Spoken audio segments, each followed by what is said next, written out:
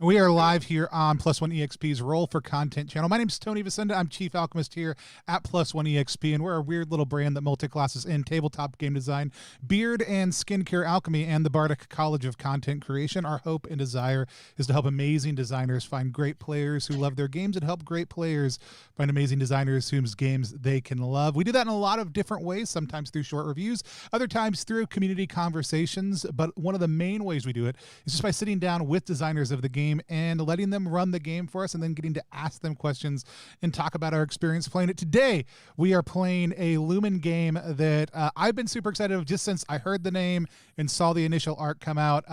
We were even talking right before stream. I'm not even familiar with the content that it's originally based on, but it just looks so dang good, and getting to go through the document today, there are so many great options that you're going to get to see us do a little bit of character creation on air before we dive right into playing also too. But before we do any of that, let's hear from the creator of the game itself so they can tell you a little bit more about it. And that's Josh. Josh, tell people who you are, what you do, but also tell us a little bit about vibecheck. Hi, I'm Josh. I made this game. I make other games and game-related things sometimes too, over on my itch at Ostrich Monkey, same as my Twitter, which I mostly do when I'm not working on a very fun and interesting bio thesis. vibecheck is a Lumen-powered game running off of the Lumen SRD, made by Spencer, who I'm not sure where it is. I'm somewhere up there. From you. Wave, Spencer. So it is a very action-packed sort of system and also game. vibecheck is chiefly inspired by one of my favorite video games, The World Ends With You, which was out originally for the DS. There was a couple of ports and stuff for that. But vibecheck is all about players being caught up in the Watcher's game. It is this sort of afterlife contest where if you can survive a whole week of different challenges, then you have another shot at coming back to life, or whatever might have happened to you to get you involved in this game in the first place. Like the inspiration, there's a component of kind of fashion involved. Your main thing to equip are different items of clothing. They're different branded. They change your stats in fun ways.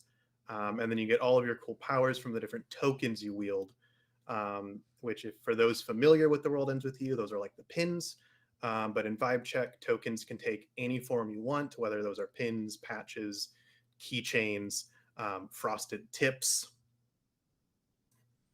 kind of whatever you want. Yeah, so it's a pretty fun time of fighting some weird monsters with some cool powers. So I love it. I am looking forward to playing it.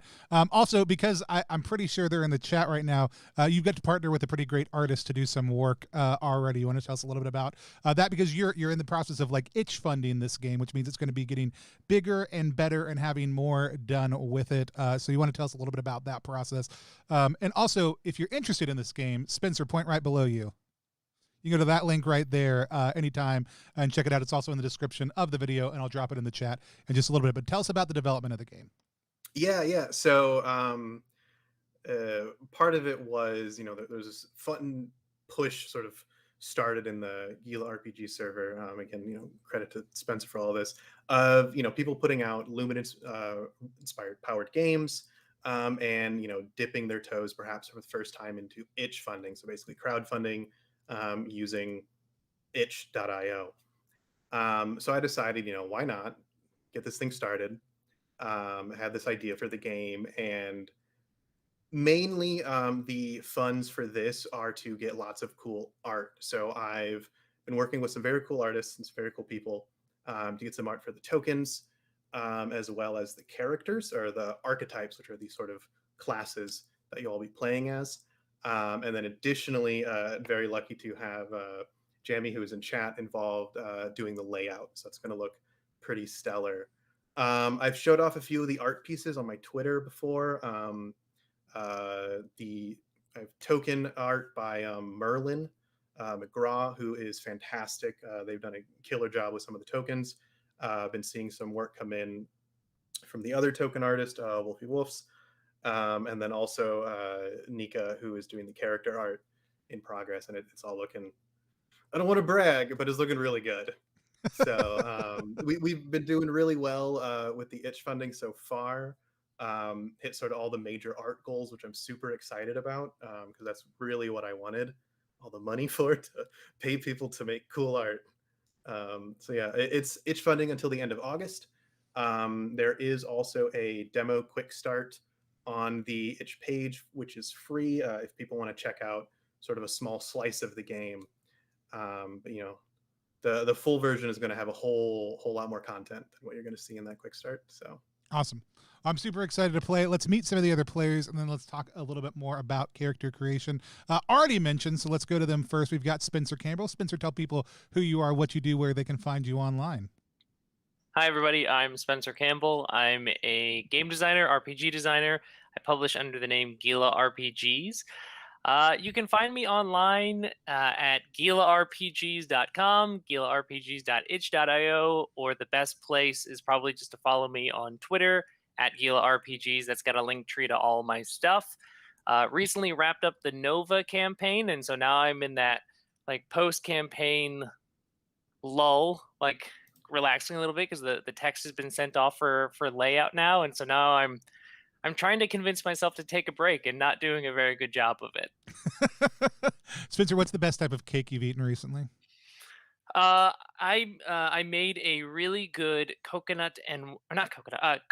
and walnut cake that I thought was pretty spectacular. Awesome.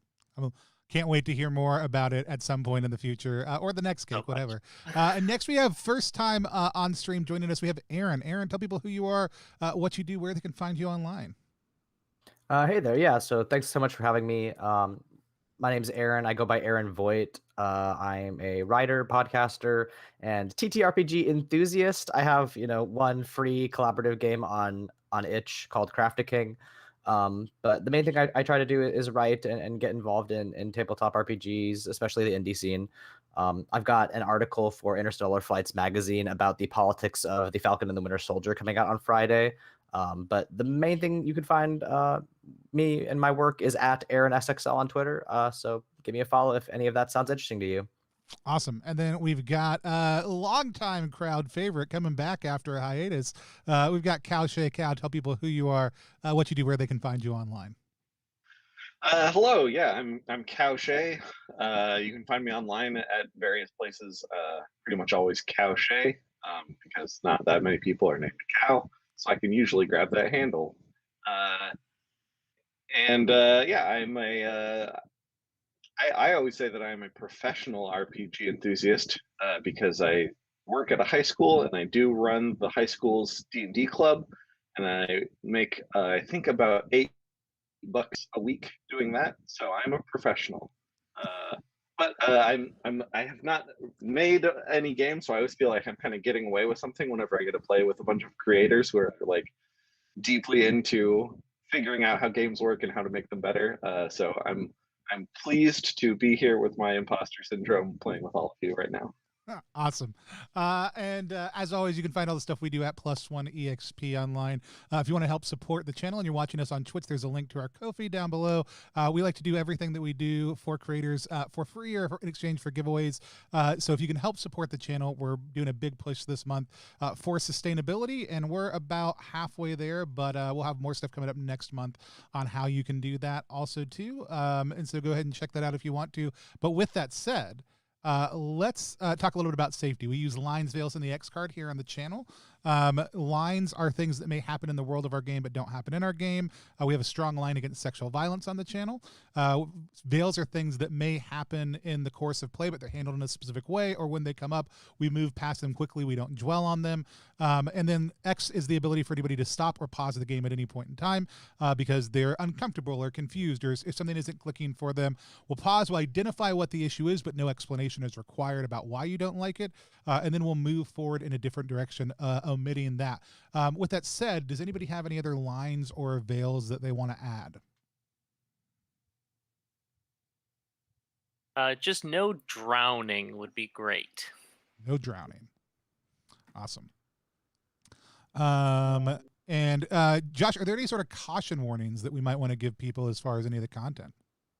I feel like maybe general like fantasy violence. I mean, nothing past a PG-13 rating, I'd say. Players, because it is sort of set in like an afterlife game, so technically a lot of characters might be, dead. So maybe just general death mention, although that's not a huge component of the active part of the game. Um, Beyond that, I don't believe so. Spencer, you've played it a couple times before. Anything you can think of to add? No, it just reminds me of any action RPG you've played, or stylish anime. I don't think it's gonna get much more than cartoonish, cool, fun violence. Mhm. Cool. Did anybody else have any other lines or veils they wanted to add? And remember, we can always come back to that. So if something comes up into play that makes you uncomfortable, please feel free. Also, everybody who's playing right now is playing because they love games and love playing games. So if they need to eat, have a drink, if they need to step up and walk away for just a second, they'll usually let us know in chat if they do. But we do have an open door policy because everyone on here is an actual human being and deserves to be treated as such. Lumen games play pretty quick, so we'll probably take a short break after we play before we dive into our kind of post-game chit-chat. But if somebody needs a break between, then just signal Josh or I to let us know, and we'll call a 5-minute break so that we can go to the restroom, anything like that, if anybody needs to. And with that said, I'm going to hand things over to Josh, though I think a lot of us have still questions about character creation because only Spencer is a professional here as far as it comes to vibing between you and Josh. So I love this because it is one of the most in-depth out of all the Lumen games I've played so far, which I think is... I've played 8 Lumen games, 7 of them on stream. There's a lot of choices you get to make, and I'm loving looking through all the different pieces, but definitely need some guidance on how to be as awesome as possible in this game. So, Josh, tell us a little bit about how character creation works while we're all kind of working on that. Sure. Yeah. So I think there's 3 main components that you get to pick out for your characters. There is the archetype, which is sort of loosely a class. Vibecheck is far less class-based than other Lumen games can be, since most of your powers are sort of built a la carte. But the archetype gives you some starting stats, like how large your inventory is, your actual attribute values. And the 3 attributes in Vibecheck are style, tempo, and power.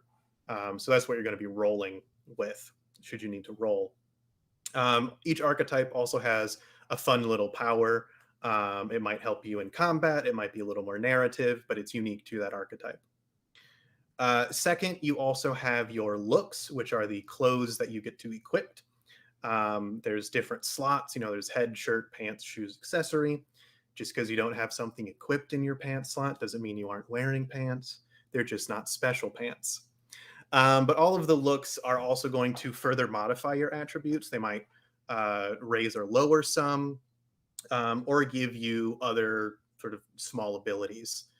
They're also going to increase your health and increase your inventory slot. So your health actually starts at 0, and then it's entirely dependent on what clothes you're wearing. So depending on what you're equipping as you play the game, it can fluctuate pretty wildly. So you can do some fun little builds. And then lastly, and pretty importantly, are the tokens. So these are your powers. A lot of Lumen games do have this fun loot cycle, and tokens and looks are both the loot that you end up getting when you play this game over multiple sessions. And tokens are the fun powers. So they let you shoot fireballs, conjure lightning.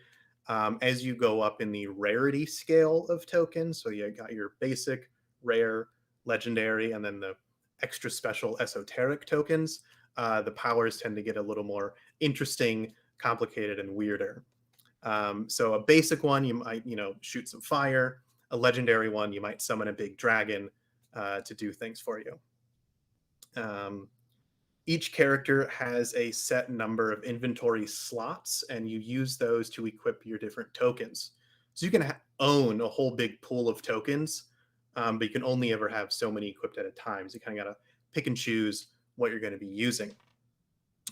Each token also has a little elemental tag to it. So one of the basic tokens is Blazing Hearts. It lets you shoot fire. Very fun. You can do cool stuff with it, but pretty straightforward. that has the elemental tag fire on it.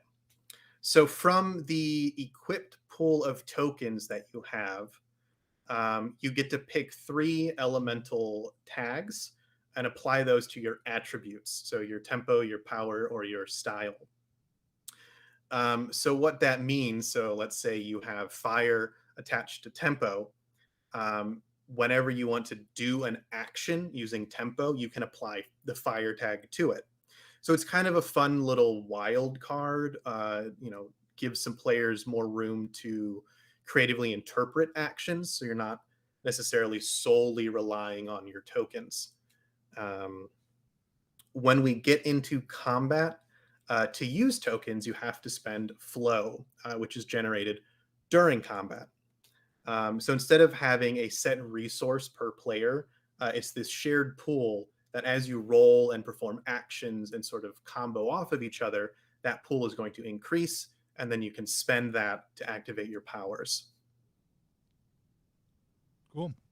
All right, so I know some of us had questions. Spencer's a pro. Spencer's got their character ready. They've got their frosted tips and their frosted pits ready to go. But I think Aaron and I and maybe Cal still had some questions. So Aaron, Cal, what questions do y'all have around finishing up your character? And I'll pretend like I knew those things the entire time by just shaking my head when one of my questions get answered. I'm just going through. I'm just rolling out, generating my look, which requires some interpretation and knowledge of the universe that I am not quite at, but I'm sure we'll sort of get there. Just talking about the different brands and all that. So when we're generating, go ahead, Cal. Oh, so I was just gonna say, yeah. So there's like various styles of clothes and equipment, and when you're generating your character, you roll to figure out like what all the different items are, what style they are, what brand they are, and then there's also like it seems like there's like a social component in the world of like how these brands are treated and how useful they are as well. But it's okay to just have a variety. Like I could hypothetically have one of each brand of thing, and yeah. So you can kind of have whatever you want. Cool. If you ever get to a point where you're wearing 3 of the same brand, you unlock a sort of set bonus. Okay. But especially if you're rolling the starting one, you're probably gonna end up with a variety of stuff. Cool. Yeah. But yeah. Okay. So I rolled for brand, I rolled for slot on all 3 of mine so far. I did get sale on one of them, so am I going to start out with a tier 2 on one of those? Is that what I understand? Okay.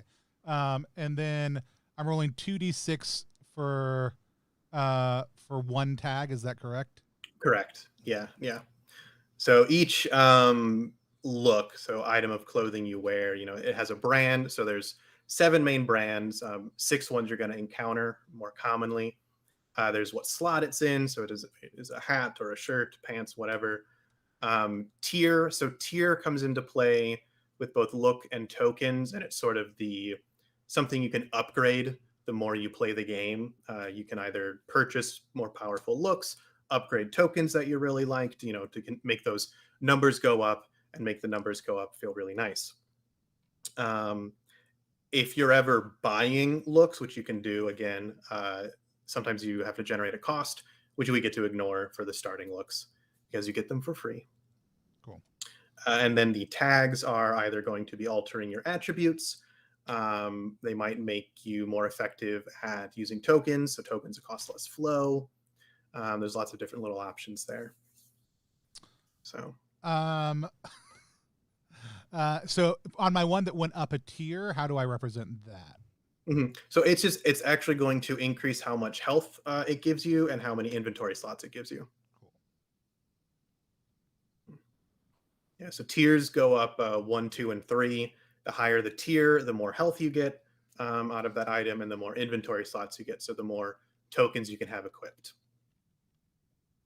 Awesome. So, and that's just a term based on the basically the brand they are. So if I have Antiquity's Grace at tier 2, am I going to get an extra 5 slots? Is that the concept? Yeah. So it's going to depend what item slot it is. So whether it's an head, shirt, accessory. stance. Yeah. So on an accessory, tier 2, you get an extra point of health and an extra point of inventory slot. So a tier 2 accessory gives you 1 health total and 2 inventory slots total. Cool. Awesome. I think I am almost done then. I got to pick out a couple more tokens and I am set. Aaron, Cal, Spencer, did you have any more questions? I just had a question about flow. So it's my understanding that flow builds as characters play off of each other's actions in combat. Is that just extrapolated narratively? Yeah. So flow is generated off basically any action. So in combat, when we get to it, I may as well have a little short primer now. The sort of action economy is, you can perform an action. So it's rolling the dice with an attribute. You can activate a token by spending flow. You can move around or do something like that. It's not super strict. And you can go in any order you want. Whenever you roll an action, so whether that's saying, oh, I want to do some cool parkour to, jump up the side of this building, that's probably going to be rolling with, let's say, style or tempo. Based on the actual result of the roll, that's going to generate some flow. Now, you can also basically narratively combo with a previous player. Like, let's say someone did something to the side of that building on their previous turn, and then you say, oh, I'm going to use those giant earth spikes that are jutting out of the building that Cal made to jump up the side of the building. That generates an extra flow because you're sort of making a combo with the previous player. Cool. Which is basically, if you say it and it sounds cool, you can probably do it. That's what I like to hear. Awesome. Any other questions? I think I'm just trying to figure out the tokens here. The tokens are set by, or that's what I use my inventory on? Yes. Okay, just wanted to double check. I was like, wait. Okay, cool. Yeah. So And, I understand how much inventory I have. Oh, and okay. Each token takes up a certain number of slots in my inventory. Yeah, cool. Exactly. All right, sorry about that. And because this is a one shot and we want to have some extra fun, we're playing a little fast and loose. So if there's a token that you have and you really want to use it, but you can't fit it in, who am I to say that you can't use it? All right, sounds good. Cool. And then we can take the elements we have. We can assign one of those to different. We can assign those to the different. We can take one of the elements from one of our tokens and assign that to each of our stats. Yep. If you want to use the same one 3 times, you can. If you want to use different ones because you have different ones, you can do that as well. Cool.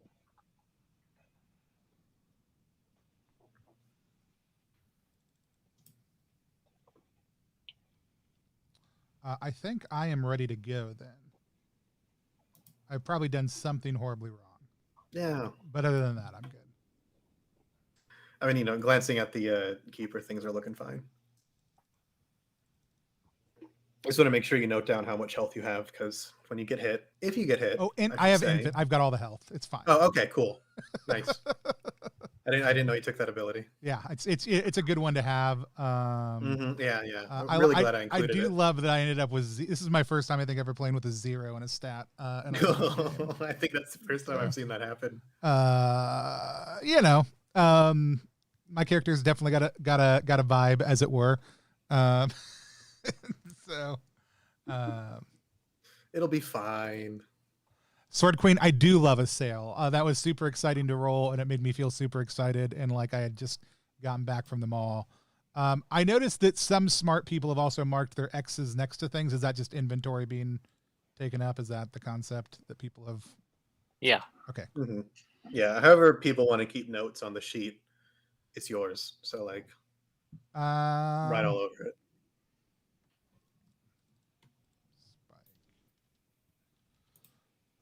And then health, I gotta figure out based on my looks.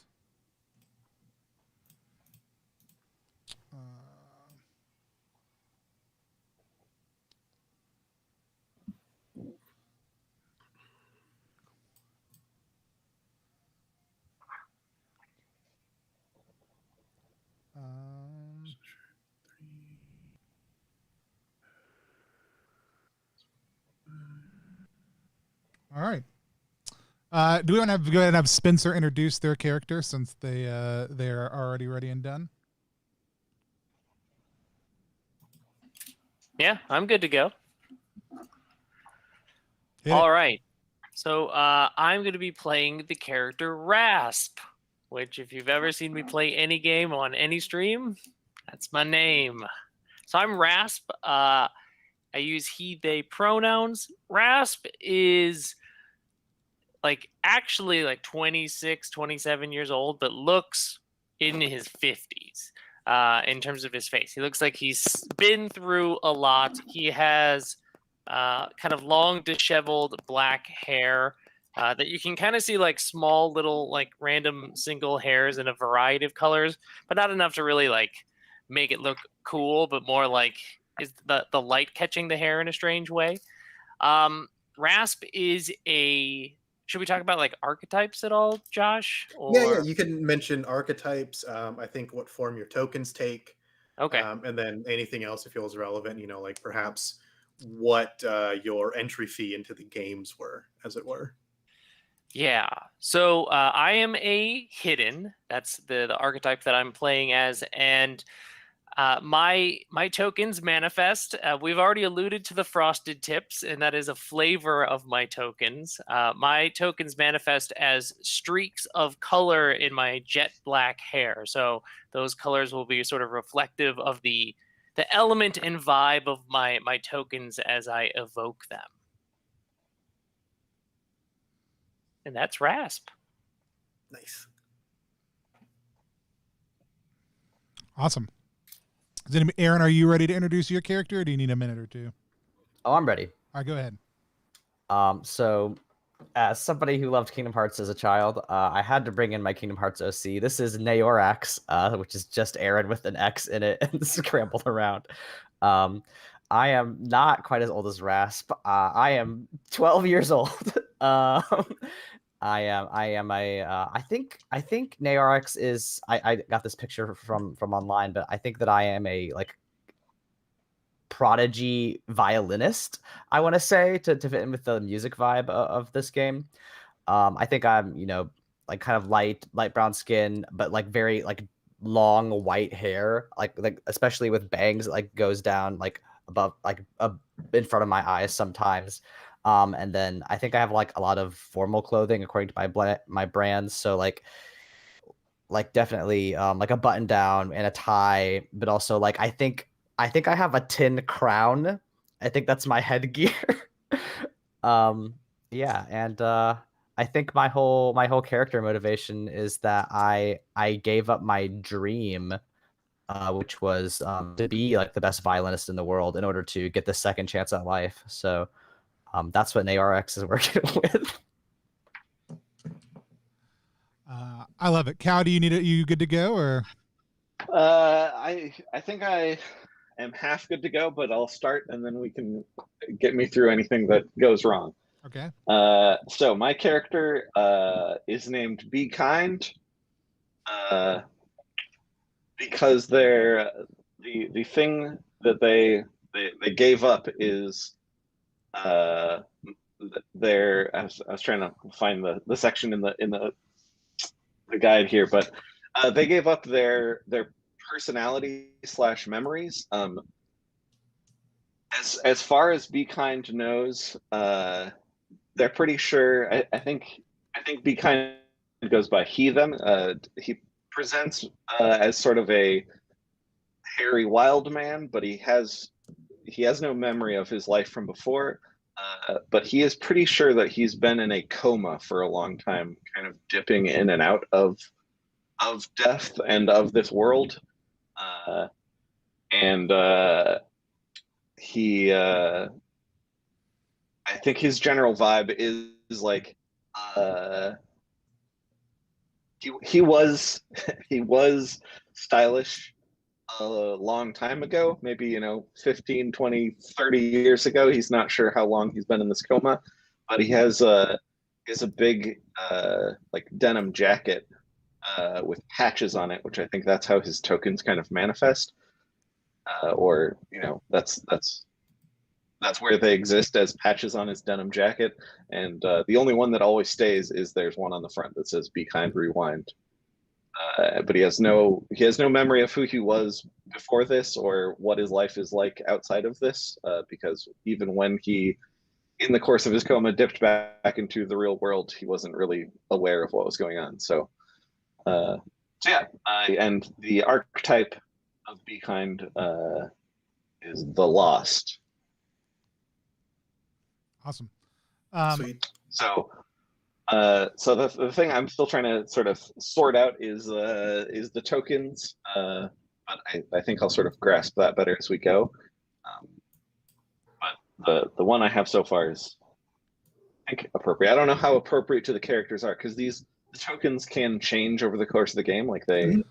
Yeah, Okay. yeah. Their tokens are earned through basically combat encounters, which are the different challenges that the watchers who run this game sort of throw at the players as rewards. So the Cool. tokens you start with probably aren't going to be the tokens you end with unless you really like them, and then you can upgrade them. Cool. But there's also a good amount of them, so it's sort of it's encouraged to try out new stuff and see what kind of weird combos you can make and stuff like that. So Sounds great. So I'm playing as Treem. Treem uses he, him pronouns. The archetype I selected is the Loud. I think the thing I gave up, my character gave up in order to enter the game is the ability to speak at a normal volume. So my options are either to whisper or to scream, and that is it. And so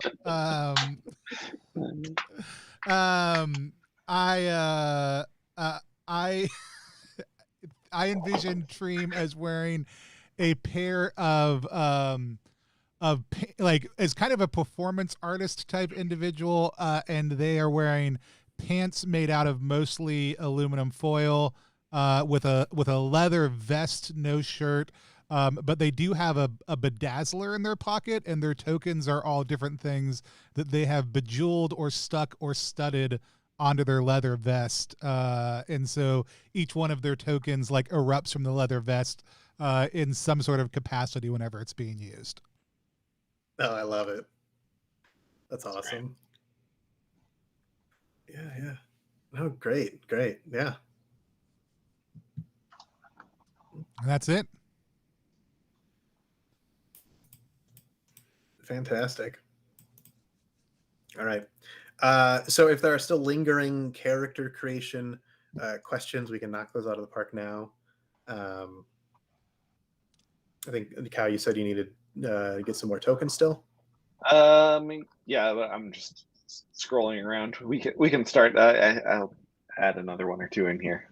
Yeah. Feel free to just pick ones that look interesting. Cool. Yeah. All right. Yeah. Okay. So with that, I guess we can start jumping into the action. So as players in the Watchers game, the game takes place in the Inversion, which is this sort of strange, warped, twisted mirror of the city that you all used to live in. In the Inversion, it's not really populated by real people. There's sorts of like shadows and reflections of different crowds and things like that. But you do find a lot of the pandemonium, which are these sort of tools and monsters that the Watchers sort of pull out of the raw force of the Inversion and throw at the players to overcome in their many different challenges. So a lot of challenges are going to involve fighting some weird, cool monsters and doing cool things about that. And today is no different.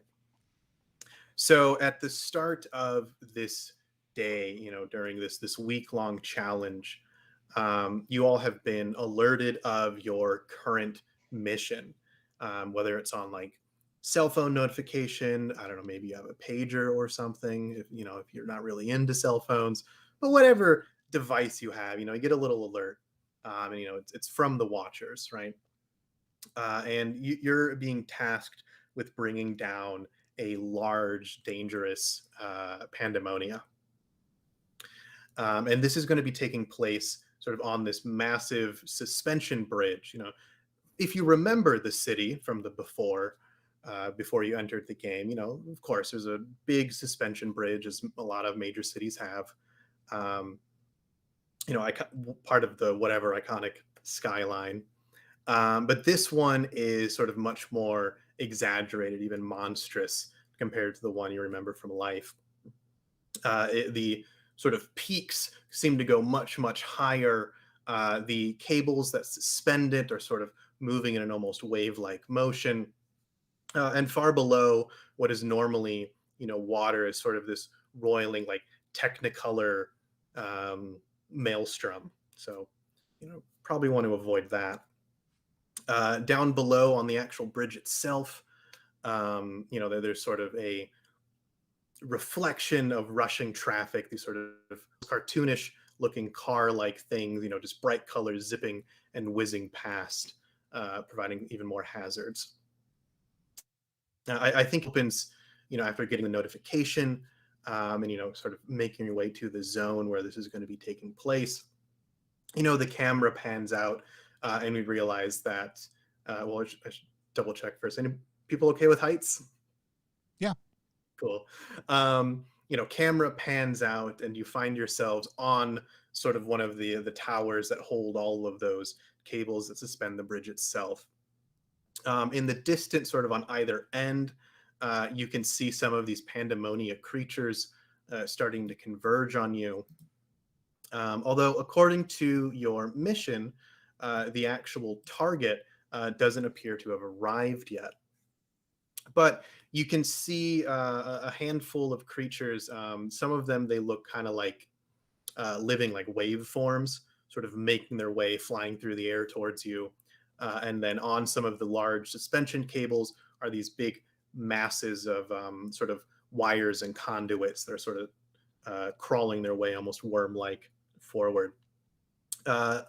Just out in the open air, you can also see what look like large, almost metallic bat-like creatures sort of circling above you, ready to swoop in at a moment's notice. So as the enemies begin to converge, your target hasn't quite shown up yet. What would you like to do?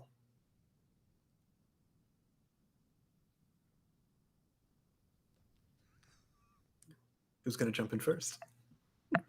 I mean, Rasp has a plan, has something that he would like to do. So, Rasp has a token called Analytic Glare, which allows me to kind of scan things that I see out in the world and basically steal their tag for myself to use for a little bit.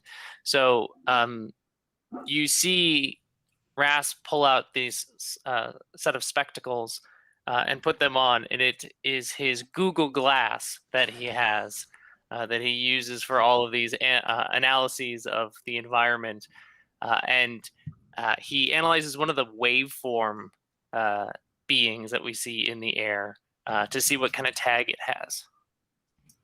Mm-hmm, mm-hmm. Yeah. So before you get to that, we probably got to get a little bit of flow started. Oh, right. So if you want to jumpstart that process, you can perform some kind of action, whether that's trying to get closer to these enemies, maybe jumping out and trying to grab one or something. I think I'd keep my distance, but I think I'd start to climb down some of the cabling, like trying to keep my balance along the wavy lines so that I can get a good angle on these creatures. Cool. I actually, so my ability, actually, I'm curious about this. My ability is to take 1 harm to start a combat encounter with +2 flow in the pool. Mm-hmm. Are there normal ways that, I guess 2 things. 1, what are normal ways people have interpreted the harm that they take? Is that like letting an enemy attack first typically? Or is it, how has that normally been manifested by people? Normally harm is done by enemies. For your archetype, you can kind of do whatever you want. Maybe it's just sort of like, I don't know, you slap your face real hard, get the blood flow and get real pumped up, real jazzed. Harm also, can be interpreted as not just physical harm, Right. So it's Uh, whatever you want, really. no, I actually I love the idea. Maybe I take out my bedazzling gun, and I just stick a jewel through my ear. Hardcore. Is everybody okay? Like, there's a level at which I don't want to play around too much with self-harm, but is everybody okay with that level of okay, just making sure. So yeah, I'll bedazzle my ear in order to get +2 into the flow pool. Nice. Yeah, so that gives Rasp a little more to work with. I think Analytic Glare costs 3. I believe so. Cool. So I like the idea of repositioning, down these cables and all that, because they're moving, and everything. It's going to be a little tricky. So action roll definitely feels appropriate. How are you approaching this? Are you going more for like flair, showing off, with style? Are you trying to be real precise, or I'm definitely trying to not be seen right now. I'm not trying to attract attention to myself. So normally I would like to be very cool looking while I do this, but I have to resist the urge to blend in momentarily. Cool. Can I help Rasp with their reconnaissance by I kind of want to like slide down one of these cables, and I have a violin, that's my tool. Can I use my violin to, like, I don't know, try to resonate with the waveform somehow, like try to play the same note and try to draw their attention while Rasp is analyzing? Oh, cool. Yeah, I like that. Do you think that's a style or a tempo? Yeah, I mean, style feels appropriate because you're trying to, use the music, but either work, honestly. If you're trying to be real precise with sort of like aligning with those waveforms, tempo could work well. And Okay. it is musical, so Okay, I will try to roll a style then. yeah. Because I'm also trying to look cool. Anybody out there watching right now, Lumen games typically have 3 stats, though not always, and you're rolling a dice pool looking for some target numbers on them whenever you use that. You're just going to define what your stat you're approaching it with. 3 we have now are style, tempo, and power, right? Mm-hmm. Yeah, so you're going to be rolling with style if you're trying to be real flashy, show off, attract attention, using a particular flair that your character excels at. Tempo is sort of speed, finesse, agility, things like that, or precision. And then power, I think, is pretty straightforward. You're trying to power through something, whether that's with force, force of personality, physical force, anything like that. And, usually if someone can make a decent argument for why they should use one attribute over the other, it ends up working. So I rolled 2 1s. Oof.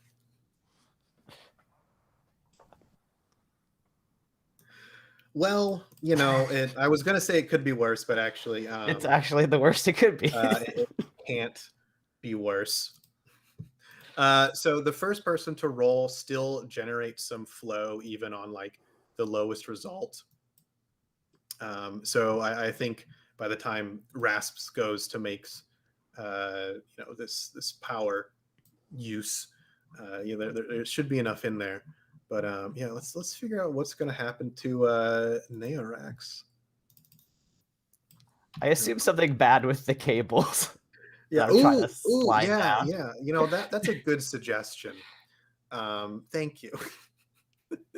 So I think as you are trying to navigate down these, undulating cables, while also playing the violin, violin takes 2 hands, usually climbing takes 2 hands.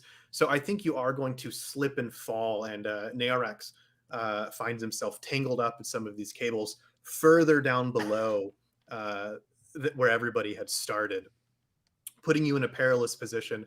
And I think those weird looking bats that were circling earlier, the mechanical looking bats, hone in on that, and they're going to start swooping down at Neorax. Great. All right.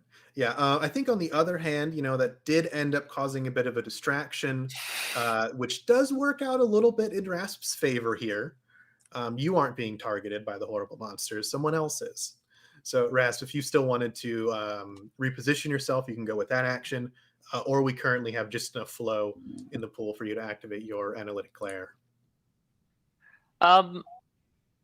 I think I'm still going to reposition myself just because I feel like we're now being converged on, and I don't want to be standing up out on the top. So I want to reposition myself purely to not be out in the open, but also so that I can pull off that glare when I need to. And having seen Neorax really struggle with the cables, I'm going to really take my time with it. Yeah. So here I think we have our first example of a player building their action off of the action of a previous player. Even though Neorax was far from successful here, just the act of sort of bringing it into Rasp's action is enough to consider it a narrative combo.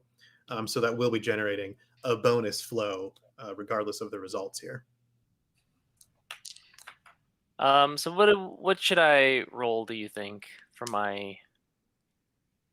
I mean, I think last time you said you were going with tempo. Yeah, I'm trying to like take my time with it, so it's like a nice slow tempo. Yeah, you're acting with precision. Right. I got a 2. We're off to a great start this evening. Really crushing it, folks. All right. Well, you still get that bonus flow from the combo, so we have 4 in the pool right now. I actually make one more too because I have an accessory that is fresh. Ooh, so fresh. +1 to combos. Yeah, nice. Yeah, this is where the tags that are on your looks can come into play too. So sweet, takes us up to 5. So I think because you are moving with such precision, you're not necessarily going to be falling and getting tangled up with poor Neorax down there. But I don't think you're able to notice some of those crawling wire like conduit knots that were sneaking up from below. And they're going to start crawling up on you actually and begin sort of restraining your limbs, making it harder for you to move. You can still activate your token here if you want to. Yeah, I think I still will, just so, especially now that I'm being tangled up, I feel like I need the ammunition. So I want to still study one of those waveform beings. Sweet. Yeah, so they have the tag wind on them. Wind? Great. All right. Besides us, what else is on the bridge right now? And the pandemonium monsters, what else is around us? So besides the monsters that probably want to do harm to you, you have those big, massive, easily kind of walkable if you have good balance, like cables that you see on the huge suspension bridges. Way down below, it looks like there's sort of all this dangerous traffic sort of whizzing across the bridge. Above you, you can kind of see some swirling clouds that might suggest some rain or something. But right now up here, besides like the cables, maybe some walkways, things like that, it's kind of just you and the pandemonium. And are they the same size as us? The same height as us or above us? The bat ones. They are above you right now. And the cables that are snaked around, are they loose? Yeah. There's loose cable. This is not a real life bridge that would pass any sort of safety inspection. It's sort of a horrible twisted version. So there's this whole like tangle, almost like a vine-like nest of cables that kind of go up and down and all over the place. So plenty of things to grab onto if you need to. Well, yeah, I actually want to grab onto 2 of them and try to like rip off 2 lengths of cable. Yeah, sure. You trying to collect something? Can I help? Can I help in this role? Using a token. Sure. One of my tokens is psychokinesis, and so I'm going to try and like keep the other vines out of the way while he's trying to just grab the ones that he wants, so that he's not not being attacked by all of these. He's just Yeah. able to get there and get what he wants. I'm looking for two stout kind of medium length ones. And what I really want to do is rip them off and then slam them together. And I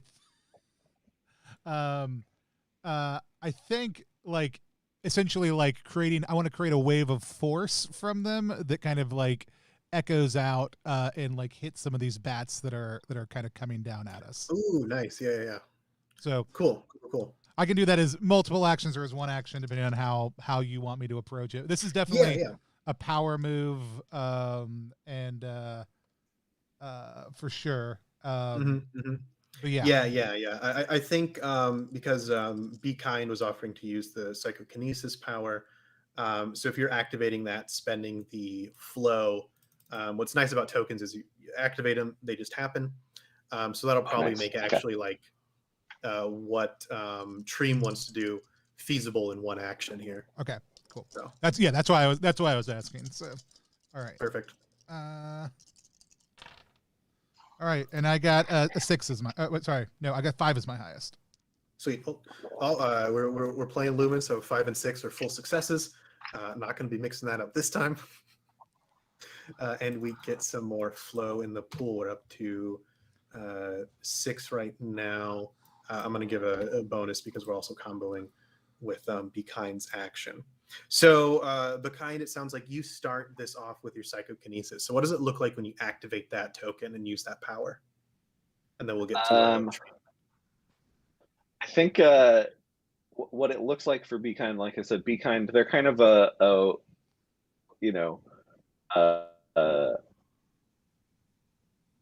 big hairy person. What I'm kind of imagining is like they were on their way to do something cool a long time ago, and then they've been asleep in an alley for like 20 years. So they've just got super long hair, I think big beard, and when they activate, especially like this specific power, they touch the patch, and then it looks like they're kind of in zero gravity. Like all their hair just kind of like starts floating around. Nice. And then they're sort of, it's almost like they're not using their own gravity. They're channeling it to use it on other things. So their hair just starts floating all over the place, and then they're able to just sort of like peel back all of the vines that sorry, Tony, what's your character's name again? Treem. Treem, there we go. Yeah, they're just sort of able to hold back enough that Treem is sort of able to access the ones that he needs to without it's more like a protection bubble than it is really a attack on the vines. Sweet. Yeah. So as these cables and vines kind of like, almost levitate with Be Kind's powers. Treem, you're up next. What does this look like? Yeah, so I've got these two kind of like medium long lengths of sphere, and if you've ever been to like the an arena event, whether for sports or not, and like they've been handing out like, I think they're called thunder sticks. I have no idea. They're like inflatable things that you can hit against each other to make noise. Imagine that, but the long bendy version of that. So I've got these two huge cables that are like yank off and like twirl, run around and bring it back over to the other one and like smash down right in the middle of these things, causing like an explosion of like force energy to come out. Sweet. Yeah. So as these two cables collide, that sort of crack, like almost sonic booms through the air. I think those two bats, which you were targeting, right? Yeah, which are also swooping down at Neorax. That sound wave hits them and they get sort of knocked out of formation, right before they're able to get down and do whatever they were about to do down at Neorax. And I look at the group and I say, hey, come on, guys, get it together. What? Say, hey, guys, come on, we got this.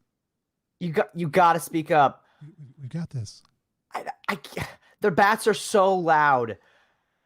Oi, do a good job. Didn't have to yell. I mean, I kind of did. That's kind of the point. Nice. All right. So I think the current state of things, you still have a handful of those little waveforms that are hovering around. The two big bats have been knocked out of their flight pattern. They're not down yet, but they're not going to start mauling Neorax. Rasp is still down there, coiled up in these sort of like worm-like wiring that have crawled up all over him. And off in the distance, you can hear and sort of feel in your chest this like rumbling boom, almost like a really heavy footstep, as something seems to be approaching kind of from down the way. Maybe this is your target, but it hasn't arrived yet. So what would you like to do now?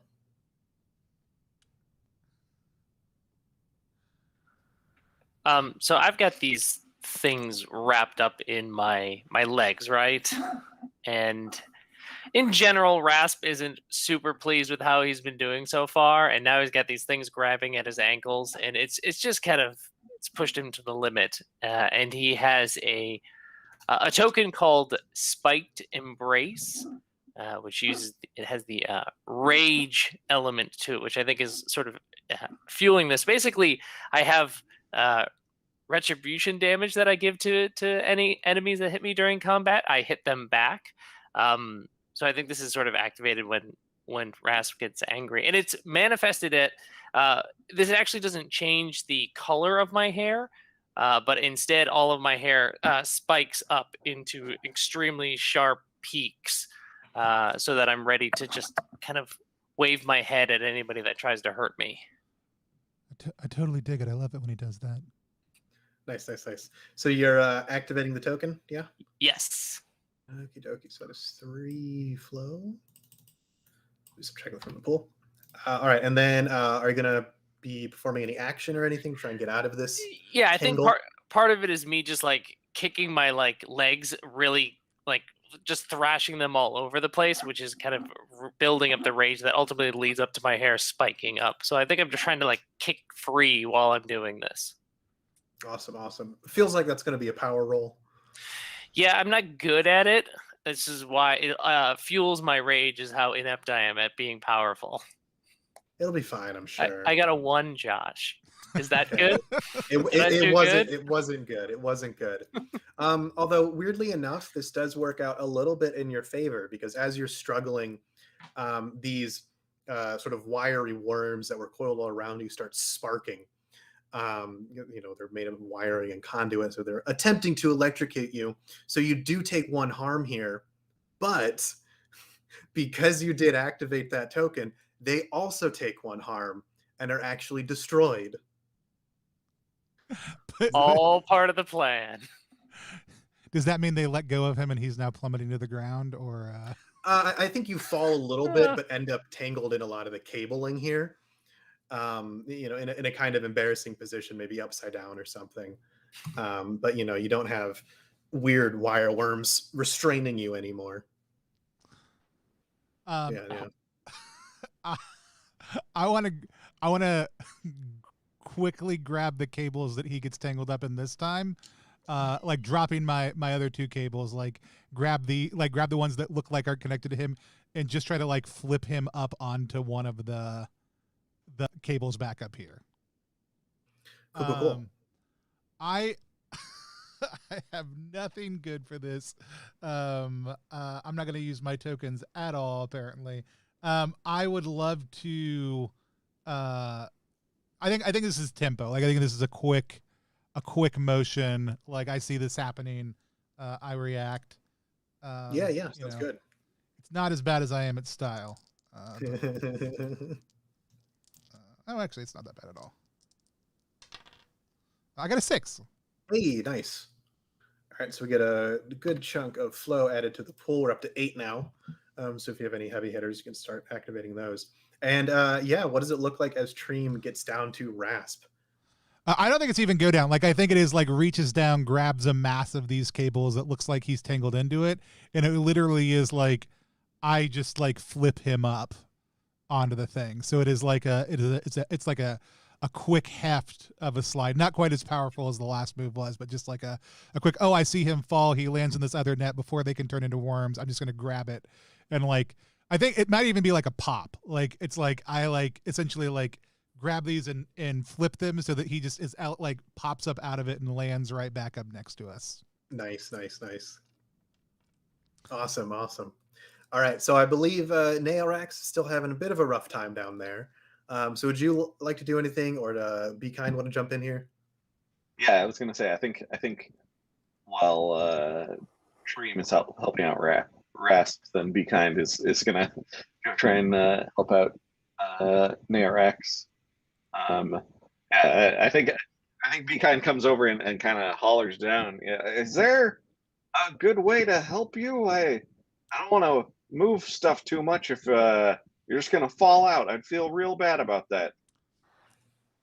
I'm very small, but I'm also very good at tempo, so just do your best and I'll try to fall really cool. Okay, yeah, I'm not the strongest guy in the world, but I'll give it a shot here. And yeah, I think Be Kind is almost kind of copying off of Treem's homework and is trying to sort of like just yank them up in a quick motion. But I think for Be Kind, this is a power move, which is not something that I'm great at. I trust you. I'm a literal child. My afterlife is in your hands. Okay, that's a lot of pressure. No pressure. Hey, I got double sixes. Oh, nice. Okay, let me do some. Oh wow, yeah, you actually are way smaller than I thought. I don't know why I was so worried about this. I'm so small. Oh yeah, awesome. So yeah, you generate a ton of flow to use in the pool for people wanting to use tokens. And yeah, what does it look like as you just apparently so smoothly, so easily, effortlessly just get Naorax out of there? I think it's like one of those things where you go to like pick up a box that you think is full of books and it's not. Where like he like wraps the cable around his arm and like plants his feet and he's like, oh, this is super easy actually. Awesome. Yeah. So unless there's something else you want to do, if you wanted to use a token or move around, things like that, we can jump over to Naorax. Yeah. Freshly rescued. Yes, I want to pat Be Kind on the back and say thank you. I was no a little problem. tied up there, but you really saved my bacon. So what kind of monsters are we looking at still that are still active besides the big thundering footsteps in the distance? Which is probably fine. It's probably Don't nothing. worry about It's not. it. I don't think it's a thing. Yeah, no, it was just some distant Wholly thunder unrelated. or something. It was looking a little stormy in the forecast. Yeah, so you have. I've been in and out of this place for a long time, and it's probably an unrelated dinosaur. We don't have to worry about it. Great. Yeah, no. So you still have a few of those little waveform things swirling around above. They've mostly been an annoyance up to this point. And then those two bats have recovered at this point and are trying to come back up to you all up on top of the cable. So those are still a decent threat. They haven't been damaged at all. Okay, yeah. I want to get revenge on those bats, so I begin to play something on my violin, and I touch one of the stickers on it, which is my my tokens. And I want to use the ability. Where did I put it? Arachnophilia. So I produce a blast of restraining webs, and that's 2 flow. But I want to try to shoot some of these bats out of the sky and get their wings all tangled up in these webs. Oh, nice. Yeah.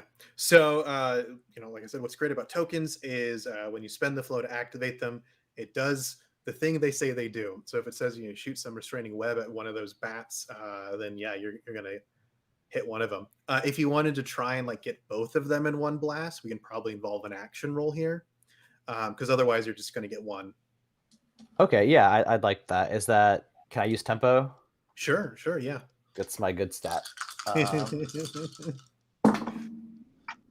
There we go. That's a 5. Oh, nice. All right, so we get some more flow. Watch me try and add some simple numbers together. There we go. Great. Yeah. So as you sort of play this tune on your violin to activate this token and hit these bats, what does that look like? Yeah, I like the idea that I'm like playing, but like my bow string starts to become more webby as I'm playing, and then I just sort of like do a flourish, and it like shoots these webs all out So everywhere, good. and the bats just get caught in them and fall down. Nice, nice, nice. Yeah, yeah. So as that webbing hits these two metallic-looking bat creatures, sort of wrapping around their wings, pulling them tight to the body, and they start to plummet out of the air because that's what happens to flying things when their wings stop working. Um, so yeah, they're going down, down, down, down, down. Um, so now we're going to move into the GM turn because we've actually had some fallen enemies this time. I rolled for the wiring that Rask took care of. Let me do these bats real quick. So we have on the field 2 health. If anybody needs to use that, I believe Rask has been injured. And then the players, you can each add to your notes inventory wherever. The other fallen enemies generate what looks like 6 cash total. Cash is earned during combat, and you use it to buy things when you're not fighting things. So you can just make a note of that wherever you want. And then, so those 2 waveform creatures that were sort of fluttering around above, almost like butterflies made out of pure sound, they start making this like reverby screech, trying to draw the attention of something. And I think a few more of those coiling worm-like wire monsters that had annoyed Rasp earlier sort of creep out from the tangle of cables, to come harass you all. And then in the distance, that booming thud is growing louder and suddenly much closer. And you can see sort of approaching this bridge you're on, like a dark silhouette of something very, very large, getting very, very close. And I think that's also when the notification on your chosen mobile device goes off again, and you get an alert that says, "Oh, target is now in proximity," sort of pointing at that big looming silhouette that is growing closer and closer. So yeah, now what would the rest of you like to do? Nairax is in between me and that figure, and so now I'm convinced that it's just Nairax is the one that we have to be worried about. Uh-oh, look out, Nairax. So Oh within no. easy grasp, the Pandemonia are still those 2 little waveforms, and then a handful of those wire monsters again. These are both just sort of minion tier enemies, so they're pretty easy to take out if you go for it. And then again, that big old monster in the distance is probably going to get real, real close, real, real soon. So, Nah. How high up I are have those? How high up are those waveforms? they're circling like a good vertical leap above you. You can't just like reach up and swat them out unless Right. you're like very, very tall and you just haven't told us yet. I am. No, I'm just kidding. Narratively, I'm 14 feet tall. Well, dang, yeah, you just knock them right out. No, that's why I was planning on jumping. That's why I was trying to figure out how high I was jumping, essentially. Yeah. So I'm gonna activate, like we see, on my jacket, we see like two of the spikes at the top, like actually like start to extend and get longer. And I'm gonna activate point of the spear. And I am like gonna like slam my foot down and just rock it up straight at these two creatures. How many tokens can you access on a turn? Is it limited, or is it? So you can activate a single token on a turn. You can Okay. have more than one active at a time if the effects last. Cool. I'm gonna But look yeah, at those things in just 1 second. But I'm aiming straight for one of those two blue wavy boys. sweet, sweet, sweet. So let's see if I can remember the rules that I have written. I think, yeah, point of the spear lets you deal a lot of damage, but you're going to be taking extra damage now, right? Correct. Deal double damage on your next attack, but take double damage from all sources until the start of my next turn. Cool. Yeah. I think if you probably bring in an action here, either to represent the final blow, strike against these, or the leaping up, Yeah. you can bring that attack in on this turn. Yeah. So yeah. I mean, this is definitely like a large forceful propelling of myself upwards.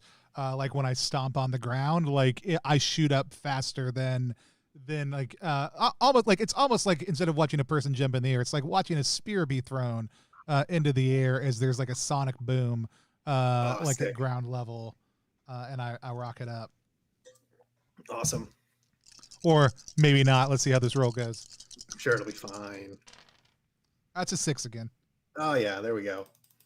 All right. So what does it look like as you take out this little waveform creature? I think like it's it's actually fairly obvious that I thought like this was going to be harder than it was as I like split this waveform in half. And it's not exactly clear whether it's like the physical impact or the force of like that sonic boom going up. And and Ruby, hey, look, Sword Queen, it's true. I'm stealing everybody else's good rolls.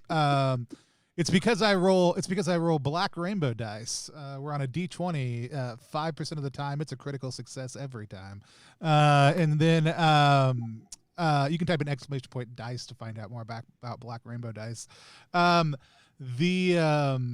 it looks like it's gonna be easy, and I think I end up going up like higher than I intend to, and I'm somewhat suspended in midair this turn, like kind of waiting, like I'm like 3 times as high as I needed to go. Nice. I love it. Yeah, awesome. Well, it sets you up for something interesting. Right. Great. All right. Yeah. Who would like to go next? So we still have one of those little waveform creatures. We got a few of those little wiry worm things.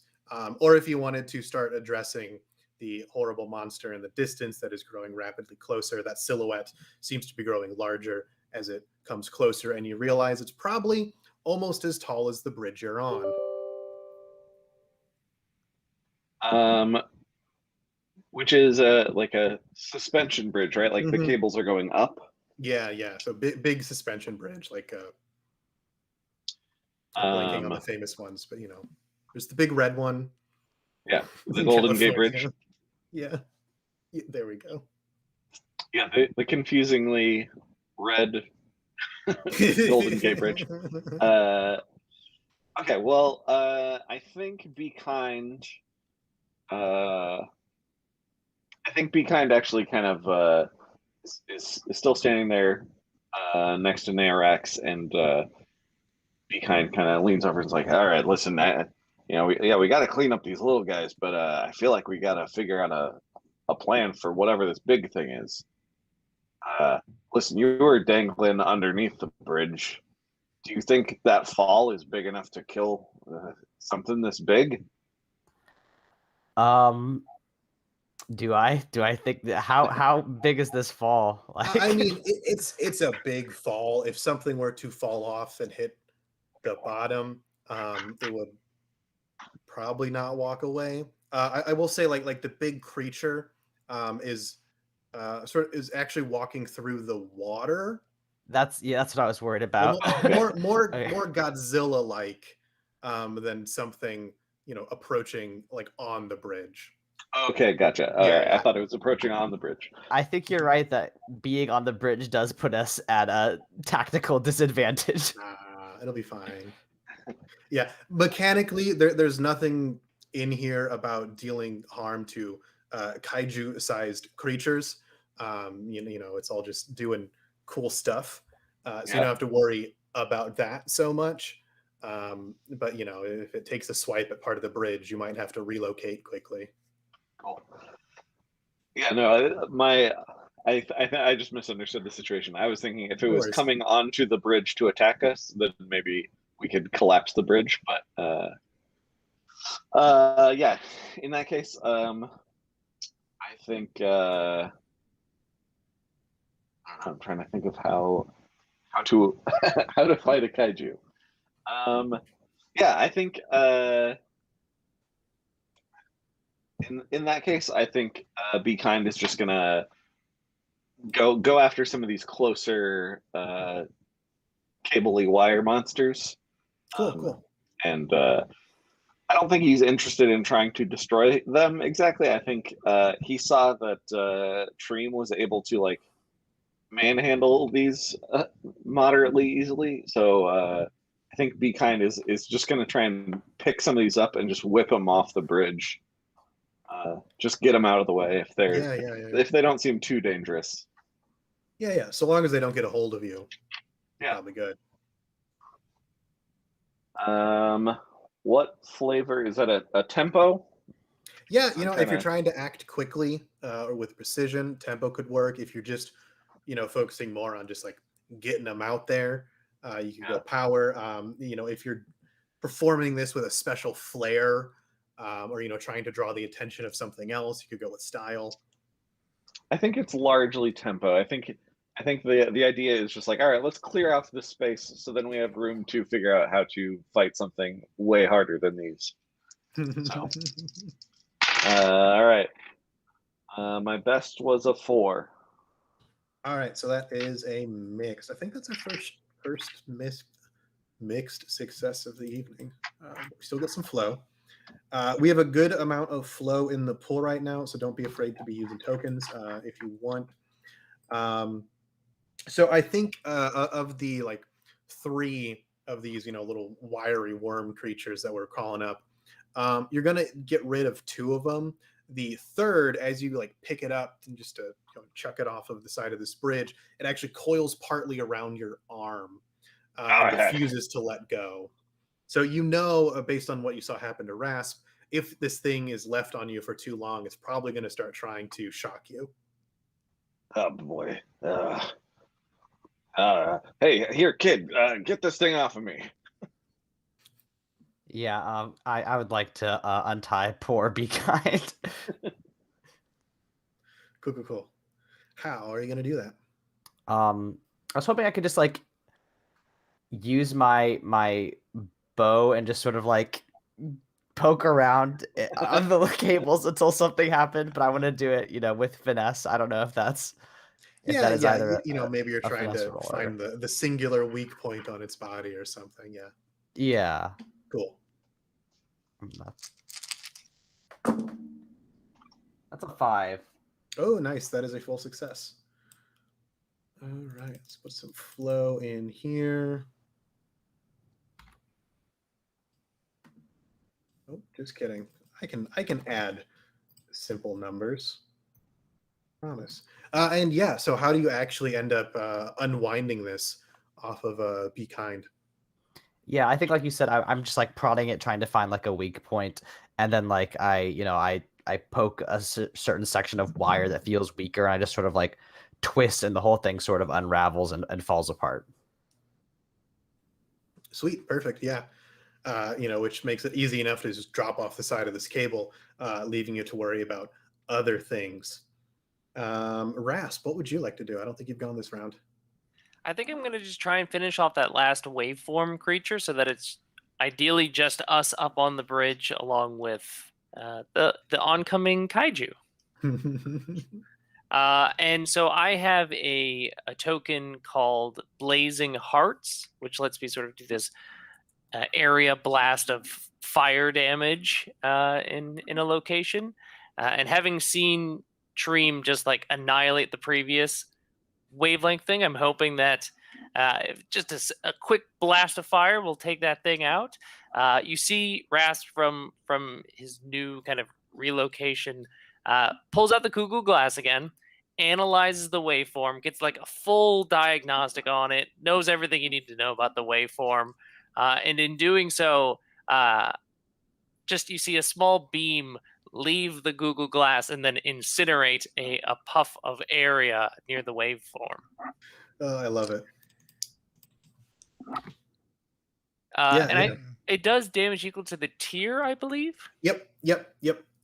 So that's usually the default, which is 1 damage here. Luckily for you, these things only have 1 health. So as you said, you incinerate not only the air around it, but the actual little waveform, which the almost wing-like sine wave sort of just. Excellent. Awesome. Did you want to add in an action here to do something, set you up for the next round? Yeah, I'm going to take a look and have a set. Treem is like high up in the air, right? It's just going to start falling eventually. In theory, if I understand gravity in this world. Yeah. I feel like, I think Treem went sort of straight up. So provided nothing changes Treem's trajectory, should come back down. But, I suppose that's up to Treem. Okay. Then I want to cash in on that wind tag that I pulled from the waveforms earlier and use that to sort of like blow myself really quickly as I rush up the cables to get to as high up on the bridge as I can to get the best view of this oncoming thing. Nice. So I think since I'm using the wind at my back, it feels like a tempo roll, maybe something quick. Oh no, 3 1s, Josh. Oh no, Spencer. It sounds like you need black rain. Yeah, my friend bought me these, and I think he's played a great trick on me. He's like, let's play GURPS sometime. For those of you guys who aren't familiar with the GURPS, it's a classic system. You roll 3d6 and try to roll low. So this dash would be great for that. Yeah, great in that situation. Not so great right now. So I think, that looming threat that has been so conveniently foreshadowed, I think is going to finally do something here. And as sort of like the clouds that had been swirling above part a little bit, you get a better look at this big monster. And it is this skyscraper colossus. It is vaguely, thing shaped. I've said Godzilla a couple times. It's got a Godzilla-esque silhouette here. I can't not do it. But it looks like, it's built out of like a giant skyscraper. So lots of concrete, iron girders and glass. And its mouth opens and this big beam shoots out. It doesn't fully hit Rasp, right? But there is enough of like close, sort of like going right past you as you rushed your way up to throw you off. Just being in proximity, you are going to take 1 harm here, but it does knock you off the cable that you were on and you start falling. The kaiju also takes 1 the harm kaiju because does take of my 1 spiked harm. embrace. That is true. A small bit of my extra sharpened spiky hair reflects some of this beam. Just a small split goes right back into the kaiju. Yeah, no, that token is such a good one to have. It's perfect. This consistent chip damage. Right, he's got to outlast it. But all right. So now we're going to move into the GM turn. For those who aren't familiar with Lumen games, should have said this last time. The GM also gets a turn. I roll some dice to generate drops in vibecheck. The 2 main drops are health, of which there is 2 health on the field. So if anybody needs to heal up, you can split it, take all of it, do whatever you want. It disappears if you don't use it. And we also generate cash, which again, you can spend on a little shopping spree afterwards if you want to do that on your downtime. So you are going to get another, 3 cash here. That goes equally to each player. And I did need a health, so I took 1 of those. Cool. All right, yeah, and so now the next part of the GM turn is shifting the battlefield, doing things with enemies. Both enemy and battlefield is being shifted as this skyscraper colossus finally gets close enough to the bridge, and it's sort of like walking parallel to it. Its head is almost at level with you as like you're perched up on these cables at the peak, and it just sort of like moves slowly past, kind of getting into position, probably going to strike at a cable or the bridge itself and do something. And then just to confirm on your little mobile devices, ding, it's like, target in proximity. Maybe this is on me, but I feel like we really should have checked how big this was before we took this job. I think the biggest thing I've ever fought was like 8 feet tall. I feel woefully unprepared. Does anyone have like an underworld bazooka?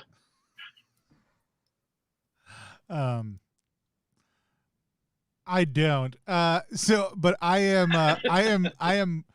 plummeting down to the ground, and I like the visual that I am falling back through the lingering flames from Rasp's it like infusion. You can see me like falling back through this plume of smoke. I I don't want to use the. Let's see. What else do I got? What other cool knocks can I do? I've got. No, yeah. I think I want to like try to like as I come down, sever like one of like a really long cable. And grab onto it and just start swinging towards the monster. So I'm gonna like we see me coming back down through the fire, like, and all of a sudden you see like almost visibly you see like the YEAH of a yeah like pierce through the flames, and then like almost form a sword in front of me to like cut this. I don't actually have a token that lets me do this. This is just me like the loudness of my yell allowing me to forcefully cut one of these tokens with sheer vocal power. Right. Well, you got that force tag on your power, so right. Perfect. I got 2 5s as my tops. Nice. All right, that is a full success. And yeah, so how does this end? You know, as you cut the cable, grab, swing through. Yeah, I'm like swinging towards the giant kaiju, and I think that's mostly my action for the turn. And then you hear me go, "Hey guys, we got this. Don't worry." No one actually hears it; it's lost to the wind. But you know, it's out there. It's out there. Perfect. All right, yeah. So it looks like Treem is getting in position for the next cool thing. Who wants to follow that up? I have kind of a fun idea. So after Treem does this cool attack on the kaiju, I kind of want to put Treem through a window with psychokinesis. Is that a thing that we can do? Oh, nice. So like as Treem is hurtling towards, activate psychokinesis. Yeah, just to push him through one of those like windows on like the actual kaiju itself. Get him inside it. Oh, ooh, I love that. Damn, that is so good. So I would yell like, Treem, how do you feel about window shopping? I love it. Cool. And then I throw you through a window. Cool. All right. So psychokinesis. That's 2. Yep, that's 2 spirit or 2 Perfect. force. Perfect. I think because you're throwing Treem through like a skyscraper plate glass window. If you would like to do this safely, we could probably involve an action roll. Otherwise, I'm going to say Treem's going to take a harm from this. Yeah. Which Treem, if you're okay with that, then we don't have to do any roll. I don't think you've ever experienced Treem not being okay taking a harm. However, I mean, you can absolutely make an action roll because just because I'm okay with it doesn't mean that you're okay with it. Yeah, right. Yeah. I mean, how does Naorax feel about shoving Treem through a window? I mean, I don't know. Naorax is an adolescent, so they're not super invested in other people's well-being. So. Cool. Yeah. Your call with the token. It happens. So yeah. Yeah, I think poor Treem is probably going to take some damage as I put him through a window, but it's for the best, I think. Yeah. I'm assuming this does not count as the kaiju doing me harm, correct? Well, okay. I think now that I went through a little journey there, I would say probably technically yes, because the window is part of the kaiju. I'm down for it either way. My accessory is my accessory is spiked, right? Which is just the giant spike on the shoulder pad of my vest, and so I can spend 1 flow to do 8 damage to the kaiju as I go in. Also. Yeah. No, go for it. Then I do. Sweet. All right. Let me knock that flow out. So yeah, you know, chip damage is a valid form of damage when you're fighting a big monster. Yeah. Sometimes all you have is chip damage, you know? Right, right. Yeah, so you do take one harm from getting hurled through a unshattered window, which is now freshly shattered. But you also end up inside the actual, kaiju monster, which I'd say looks like the inside of a skyscraper that's partially constructed. So it's not like furnished or there's no walls up. But you can see like the skeleton of like the iron girders and like all these different floors and stuff, and like probably what might be electrical and plumbing in a real building is like the circulatory or nervous system of this giant monster. So a lot of exposed pipe and other stuff Oh like yeah, that. yeah. Awesome. And now you're Awesome. inside it. Sweet. All right, yeah. So Be Kind or Rasp, what would you like to do? You just watch Treem just like barrel through a window inside the kaiju. It's probably fine. He's fine. Don't worry about it. Rasp. I mean, I could probably try that too. I got the same power here, but how do you feel about being thrown through a window? It seems bad to me, but I'll do No, it if it's you good. want. Do it. Rasp is currently falling through the air right now, so Oh, he's yeah, that's watching funny. all of Oh, this yeah. and like Yeah, hears yeah, you shout that. He goes, "It's better than anything at this point." Then yeah, I think I'm going to basically just try and copycat that, but I think either way it's going to be more awkward because I think Be Kind is less stoked about this idea, and Rasp was not already planning on like barreling towards the kaiju. So instead, it's like they're up in the air, falling down, and then just like I'm going that way now. I guess It's like a hard perpendicular slam, whereas mine was like an aimed swoop. This is like you were falling down and now you're falling sideways. Yeah. Oof, ouch. Yeah, again, if you want to try and make this landing safer for Rasp, we can bundle an action in here, because otherwise Yeah, Rasp I is going to think take the harm from this too. no, I think Be Kind is way more concerned about this whole idea. Like, not comfortable with the kaiju, not comfortable throwing a human being into the kaiju. So yeah, would this be a tempo roll Yeah. to just like If you're trying to safely? be precise about it or Yeah, safely, tempo works here. yeah, and I think it makes sense that they would try and shoot you through the same window. So I think they're trying to like Yeah, the conveniently just made hole. yeah. I got a 5. Nice, that is a success. 1, 2, and 5. That's all we needed. Okay, yeah. So right. what does that end up looking like as Rasp safely ends up inside the kaiju here, not taking any harm? At least from my side, I think part of what makes it so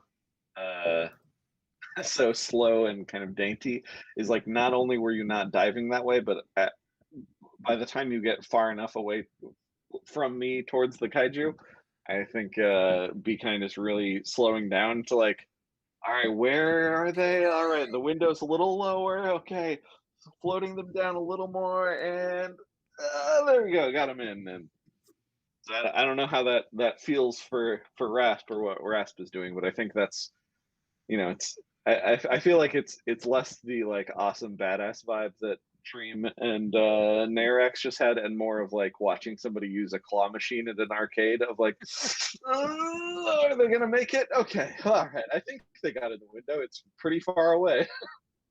Narex is looking at you and is like shaking his head, like, not cool, man. Very boring. Rasp is like excited at first about the ride, and then like realizing like all the fine tuning you're doing and having no control over my path. I'm like you're playing a video game when you lean, when you really want your character to lean. I'm leaning, hoping it will inspire you. Oh, I love it. Awesome. Yeah, so Rasp, you are now inside the kaiju as well. Again, you can see sort of like the inner workings of it, if it were a, living flesh organism, except it's all metal and concrete and glass. What would you like to do? So I'm gonna use an element that's attached to one of my attributes here. So I have the element rage attached to power. Mhm. And I think I'm just pissed off at this point that this thing hit me in the first place. Then I got like slowly dragged across this like temporal maelstrom, as you described, and then put inside of a monster.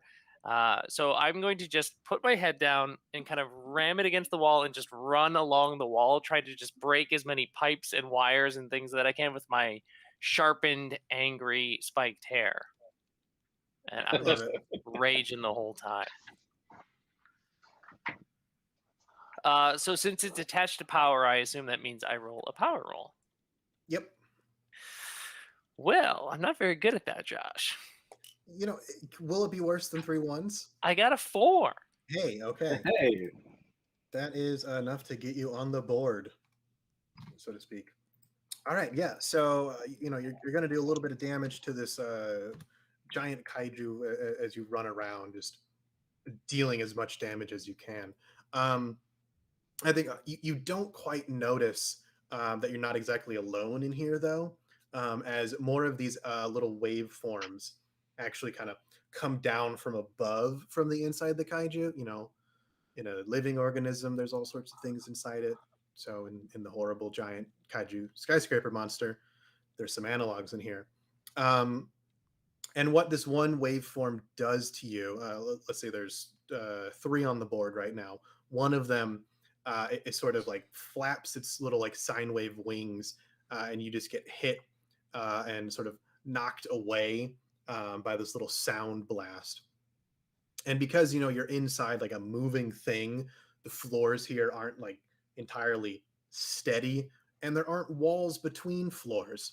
So again, you don't find yourself falling. You manage to catch on the edge of one of these floors, but you definitely don't want to let go as you sort of look down, you know, deeper into the innards of this giant monster. Cool. How far up are we? I'd say you got in like maybe around shoulder height of this giant monster. You said like we can kind of look down. Is there a heart if we look down? Ooh, yeah. I think there's a probably some sort of almost like boiler room type thing. You can see like a faint reddish glow. Oh, like a furnace. You know, I love that. Yeah, like that real hot metal that's glowing. You can see that down below. I I make eye contact with Erasmus. Say, let's get to the heart of it. And like jump off into the empty space, like towards this glowing red maelstrom.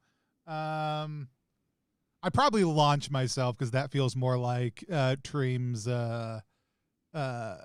speed. So like I look at it and then like I kick off, like I bounce up and like kick off the ceiling and push myself down like at massive speed, just trying to slam into the heart of this thing. Awesome. Yeah. I can make a power roll, I guess. I think it's just an action. I don't know that I'm activating anything. Yeah. I got a 4 as my highest. All right, so that is partial success here. Okay.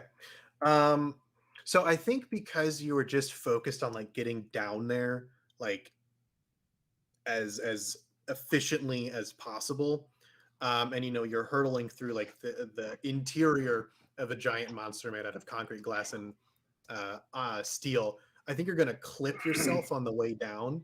So you're going to take some one harm from this. You kind of get knocked off the trajectory a bit, but you do manage to land much closer to the heart. It's still like, let's say, a few floors below you, right, but you're confident that, you know, with like a single extra jump, you could like get on it.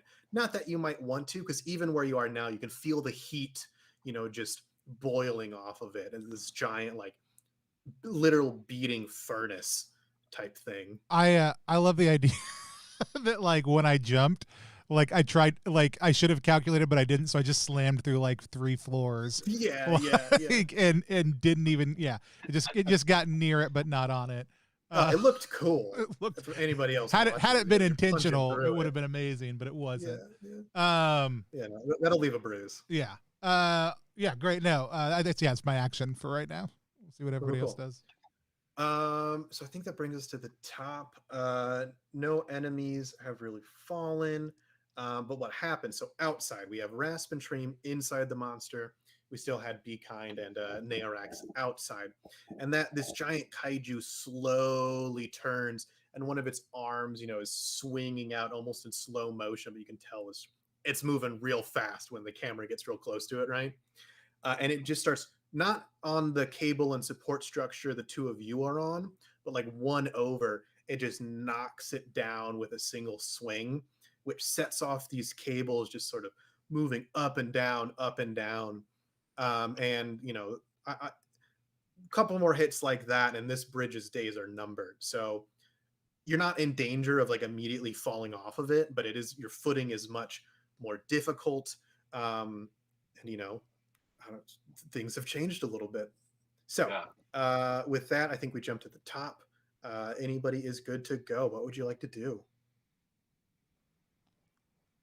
I'm going to look around for the nearest large plumbing line. Mm-hmm. Is there one near me? Yeah, I think especially so close to the heart, there's a lot of these big, plumbing lines that are basically the circulatory system of this creature, sort of all branching out of this giant boiler heart. I'm gonna activate a token. I think I want to activate Cumulonimbus Approach. And we see what in the middle of my back, one of my studs extends up and it looks something like a lightning rod. And another one pops out out of my boot, this spike pops out. And we see one shoot off in one direction and one shoot off in the other. But I want to try to make the lightning go in the water line. Perfect. So I'm going to try to draw electricity, because this basically lets me do a thunder attack, which I want to interpret as the electricity of the nervous system of this thing going into the water I love it. side of things. And I was looking for that specific thing. Hold on. Do I need to make a roll for it? Yeah, so just activating it, you'll deal the damage. If you're trying to, narrow the focus of it or do something much more specific with the token, we can wrap an action in there. Sure. I think what I'm trying to do is rupture one of these water feeds coming out. I want to blow it and start internally hemorrhaging. Sweet. Is the goal. Yeah. So the damage from the token is going to happen regardless. It's just to what extent now are you going to, rupture its internal organs. Cool. I got a 5. Nice. Okay, so it takes some damage from that. Awesome. And then so you are able to channel all of this electricity that you're pulling from the token into these water pipes, basically. And what does that end up looking like? I think at first we see it kind of diffuse, and then the already superheated water now charged with electricity just erupts out all over, and so we've got this glowing blown back pipe that's now leaking this steaming it's not water doesn't even come out at first, it's just steam before then superheated water rushes over the top of it.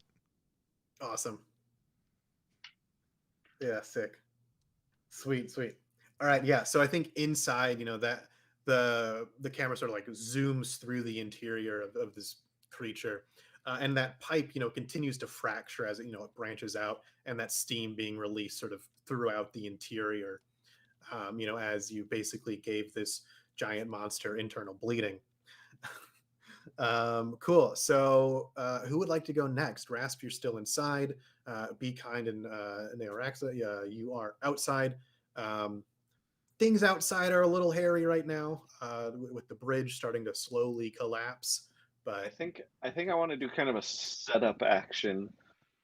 I think Be Kind is wants to sort of draw focus because not just because Narax is like a small kid that he feels bad for, but also I think Narax legitimately has better tools to fight this thing, and so Be Kind is going to sort of run out toward the collapsing section of the bridge that the kaiju just hit, and I'm going to try and draw focus, but also see if there are any like weaknesses that he can see, or like mouth, eyes. I don't know. Is it all concrete? Like, is there anything useful that he can pick up on if he is getting closer to it? Yeah. So this thing does have a face, as you're almost running parallel to it, going forward, right? It does have a mouth. The teeth look like they're more of like jagged pieces of metal and glass than like actual teeth. It does have some, things that are eyes and whatnot. So it does have a face you could probably target if you wanted to go for that, or try and restrict its vision or something like that along those lines. So yeah, definitely. Okay.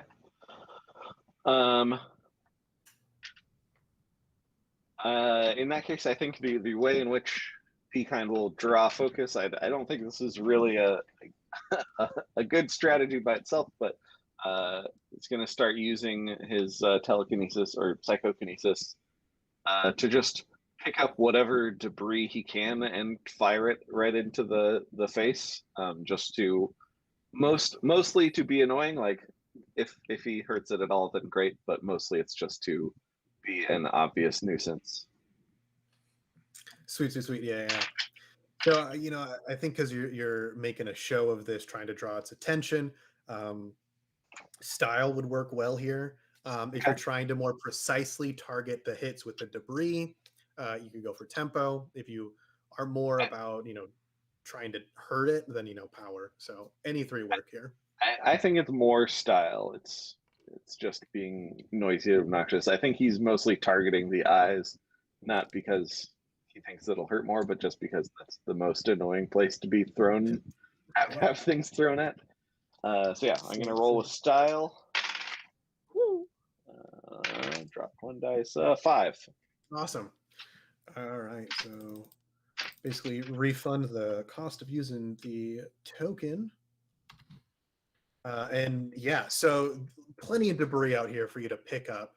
As you hurl it towards this thing's face. You can see that they're making an impact, kind of chipping away at some of the concrete, damaging some of the glass on its face. But I think what signals to you that this was technically a success, you're doing what you wanted here, as this whole big monster, rotates its heads and fixes its two big glass eyes directly on you, which great, you got its attention. How long do you actually want its attention? It's probably a good question too. I think basically as soon as it starts looking at him, he's immediately like, no, this was not a good, I should have talked this through more. I don't know what I'm doing. And I think his strategy is to keep moving towards the broken part of the bridge, so that like last ditch effort, he can just jump off the broken section of the bridge. Maybe it gets tripped up in some of that debris field down there. Because given that this was a full success, you're in a good position, to do your next action. It's not like you're in the middle of falling or anything like that. It's just you got its attention. It worked. No, I think it is mostly that like as soon as it worked, he immediately regrets it. So he's trying to play it out for as long as he can, so that Narax has a chance to do whatever they're gonna do. But I think this is a psychologically untenable position for Be Kind. Yeah, I think I see Be Kind's strategy, and I ask them like, "What are you doing?" I don't really know. Distracting it. Do a superpower at it. Okay. I've kind of honed my abilities to stay out of trouble. So I don't have a lot going on here. Okay, I mean, I'm 12 and that's a building monster, so I don't know what I'm gonna do, but I look at it and then I see the debris, and I think I'm gonna try to use my crashing waves token to try to slow it down. Like move some Ooh, more of nice. the debris on the bridge like forward with this like wave of water, and try to prevent it, at least slow it down from turning both me and Be Kind into mush. Awesome. Yeah. So you're definitely going to be able to move some of this debris field around, down there, both sweeping off the bridge and stuff that has fallen into this strange technicolor, roiling maelstrom of water down below. Since you said you're also trying to slow it down, that's where we can bring in the action. So what are you going to roll with? Yeah, I don't think it's style or tempo because I'm not trying to be flashy or really precise. I think it's probably power, just trying to hold it back, which is my worst stat. So this will It'll be be good. fine. Um, It won't be 3 1s. that's a 5. You know Nice. what? Hey. I'll be darned. All right. Yeah. So what does it look like as this skyscraper colossus is slowed down? Yeah, I think Also, what does it look like when you summon these waves too? yeah, I think like I'm playing my violin and like there's like these holes in the side, like the top part of your violin. And I think like water starts to bubble up out of that and like overflow, and like slowly that becomes just like a big, you know, wave that is sort of like pushes all this stuff down, this debris, and it like sort of like constricts its legs to some degree, or at least like makes it hard for it to pick its, massive skyscraper feet up. Um, Perfect. and then, I don't know how it reacts to that, but I'm just like fiddling very, very hard. Nice. Yeah. I think you can see like its movement definitely visibly slows down, as it kind of gets stuck in this morass of debris. It's also going to be slowing down the rate at which it attempts to destroy the bridge that some of you are still on. Inside, you can definitely feel like things kind of shaking back and forth as it looks to try and get out of this debris, but it's not going to be doing that immediately. Cool. Speaking of inside, Rasp, Stream, how you doing? So I've caught I have a sense of what Treem is doing by going for the heart, and I hear all the electricity crackling below. So I assume that that the general plan is to try and destroy this thing from the inside. So I again don my Google Glass, and I take a quick scan of the walls, and using the analytic glare token, I'll first of all figure out what tag this building has so that I can have it for a little bit. Mm-hmm. Yeah. Hey. So the tag that it has is Beast. Excellent. So as I'm gaining that beast information, the life element is sort of also tagged onto analytic glare, and I'm sort of looking more thoroughly just to rather than just grabbing the element. I am trying to essentially read the life support systems of the building, because I think Treem's off to a good start with going for these sort of like connections and stuff like that. I want to see if I can glean any information that might help accelerate that internal destruction. Sweet. Yeah. So, yeah, I think trying to pull more information than just the tag out, which is what the token gives you automatically. What are you going to roll with that? I think it's precision. Like I'm trying to get like an analytical reading of the building. So I think that lands in the tempo space, right? Sounds good to me. All right. Well, then a 5 is what I roll. I think that's my first just Nice. full success. Hey, there we go. 3 hours in, doing great. Hey, you were going to get one eventually, right? Awesome. Yeah. So you're able to pull that, so Treem is going after the heart of this thing. So you start scanning up above, and you realize there's another sort of focal point in the head, probably whatever the brain of this monster is going to be another like major target if you're trying to go for that.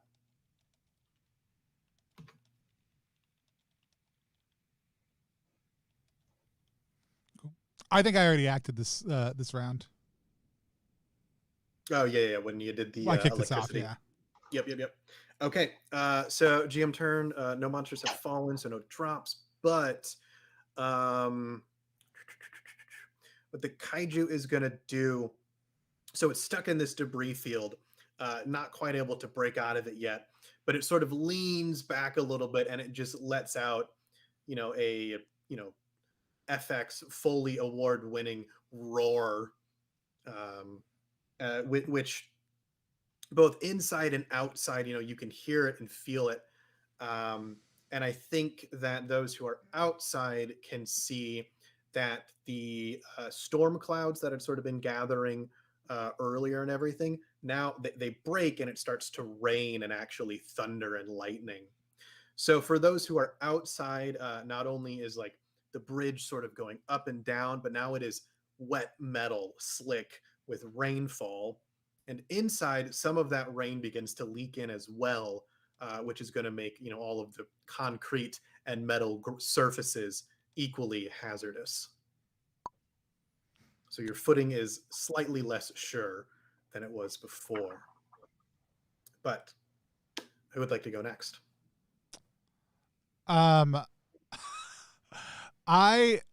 just gonna start ping-ponging around the heart, not trying to take out like vein by vein, but actually like, is it suspended or supported or both?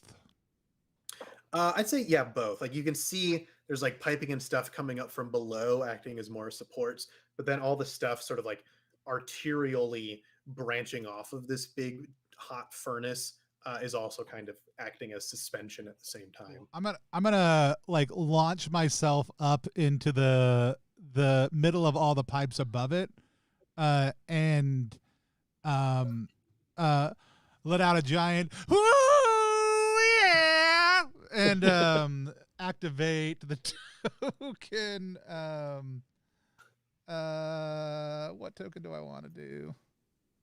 I have it here. I think it's Magnesis. Does that sound right?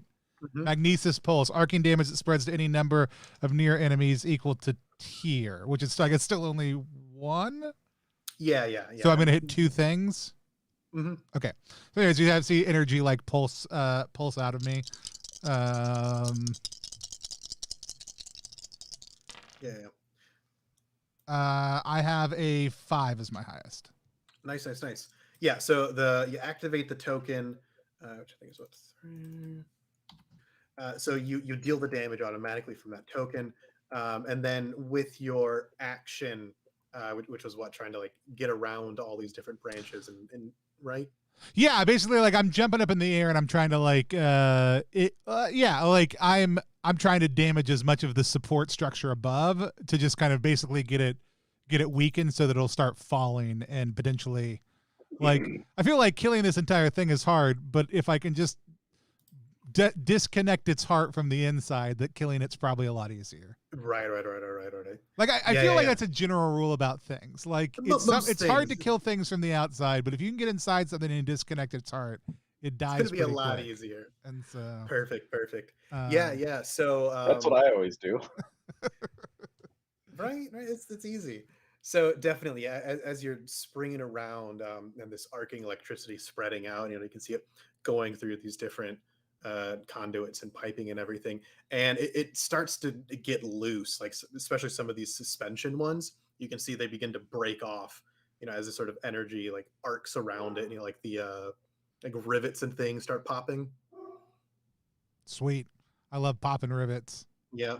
So yeah, the heart is definitely destabilized. You reckon probably another solid blow can probably like knock it out of its positioning, which will do a whole lot to bringing this giant monster down. Sweet, for sure. So yeah. Hey, I have a bad idea. Ooh, love to hear him. I think especially like now that it is raining outside, things are slippery, the bridge is crazy. Be Kind is feeling less and less safe there. And does this kaiju, this building monster, we've established it definitely has eyes and definitely has a mouth. Does it have a nose? You know what? Yeah, it definitely has a nose. Be Kind is going to try and rocket himself with his psychokinesis into its nose, Awesome. specifically to cause damage. Like he is just like Human missile. a human missile. Like there's no way he can hurt it on the outside. He doesn't know if he wants to go like clinging around in its rib cage like the other two. That seems dangerous. But feels like the nose is a vulnerable spot that is still accessible to the surface. So yeah, he's powering up his psychokinesis, taking a minute, and then he's just gonna rocket up its nose as hard as he can. Awesome. I love it. All right. Yeah. So I think perfect power yes. for this one. That works great. Cool. Sweet. Let's see. My best was a 5. Nice, full success. We also get some flow back in there. All right, yeah. So what does that end up looking like as you just punch through? I feel like the nostril on this face is sort of made up of like, you know, all those various like ventilation caps and stuff on the top of buildings. It's sort of one of those. So like perfect for like a person to just punch through. So yeah, I think the other thing I was going to pitch was my other token is King of Leeches, which allows me to take health from something that I am damaging. And so like I think he is just leaning into this, like rocketing up there as hard as he can. Doesn't matter where he lands or where he hits, because if he gets damaged by doing this, then he'll get healed by the damage that he is causing. Nice. So I think I think he like basically like lines up his shot, floats up in the air like I described before. Like, you know, first his hair, his now wet hair is like floating all over the place.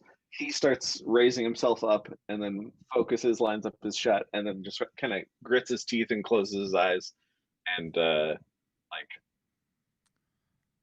just jets in there as fast as he can. Perfect. Yeah. He grit his teeth and closed his eyes and kaiju in for a big surprise. Yeah, love it. Yeah. So Be Kind ends up, you know, rocketing through the nostril of this giant monster. And, you know, the nose goes inside the skull part. So I'd imagine, you know, this is also kind of where Rasp was attempting to get up to, because he figured out where the brain was. So the two of you are probably going to converge very quickly. Before we get to any of that, Nairax, what are you up to? Yeah, I mean, I think I see Be Kind hurtle towards the nose, and I like look around on the bridge, like, don't leave me. And I think I want to charge towards it, and I don't know how this works mechanically, but I have a token that's called Everything's a Nail, which is just, you know, dealing damage to enemies that are close to me. So like I don't want to help contribute to like this inertia of trying to like hit it on its top side and make it like sort of stumble and maybe fall. So I don't know how that works, but like I just envisioned like launching myself at it and trying to use this powerful strike to help tip it over more. Yeah, awesome. Yeah, so just activating the token, you can definitely do that, you know, deal the damage. The attempting to destabilize it, and also probably controlling your landing as you leap from bridge to kaiju is probably also where an action feels appropriate as well. Yeah. Do you think that's a tempo or a power? Either or. I think if you feel like Nairax in the moment is more on just like running, jumping, and, you know, slamming this thing, power feels appropriate. You know, if in the back of his mind in this moment is like, okay, I also got to calculate my landing trajectory and do this and that. No. You could probably bring tempo in. No, I see all these cool people doing cool stuff, and I say I want to do that too, and I'm not gonna think about consequences. So I will roll a power, and I think it's also going to be interesting if I mess it up. Yeah, it's a 3. Well,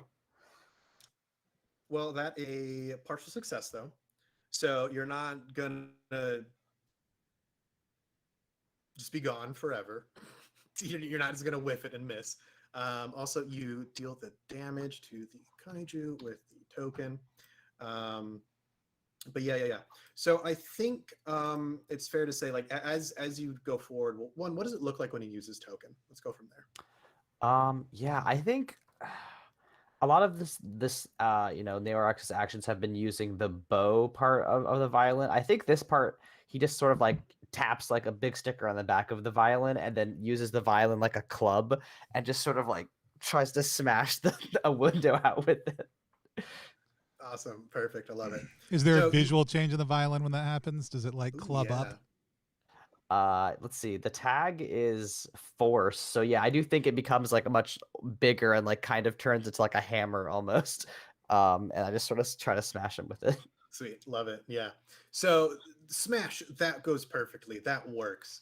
But given the whole consequences are for later, well, the consequences are for now. They've caught up to you. So smashing through the plate glass window was cool as hell looking. But you are going to take one harm, as you smash through a plate glass window. And I think take a hard landing because you're probably not as experienced as apparently the rest of everybody is at hurling yourself through windows. Yeah, I think that's completely fair. To be clear, Trim is not good at hurling himself through windows. He's just good at being hurled through windows. And it's an important distinction. All right, yeah. So at this point, everybody is inside the kaiju. Who would like to go next? So I'm going to, since I already sort of pinged the brain and knew that was where I was going to go, I'm going to cash in that beast tag that I had gotten from the kaiju itself, and my spiked hair is going to sort of like clump together and form into two bull horns as I sort of go into raging bull mode, and I'm going to just start smashing my way through walls up towards the brain, head down, just raging towards that thing, trying to get as close to it as I possibly can, smashing into it if possible. Nice.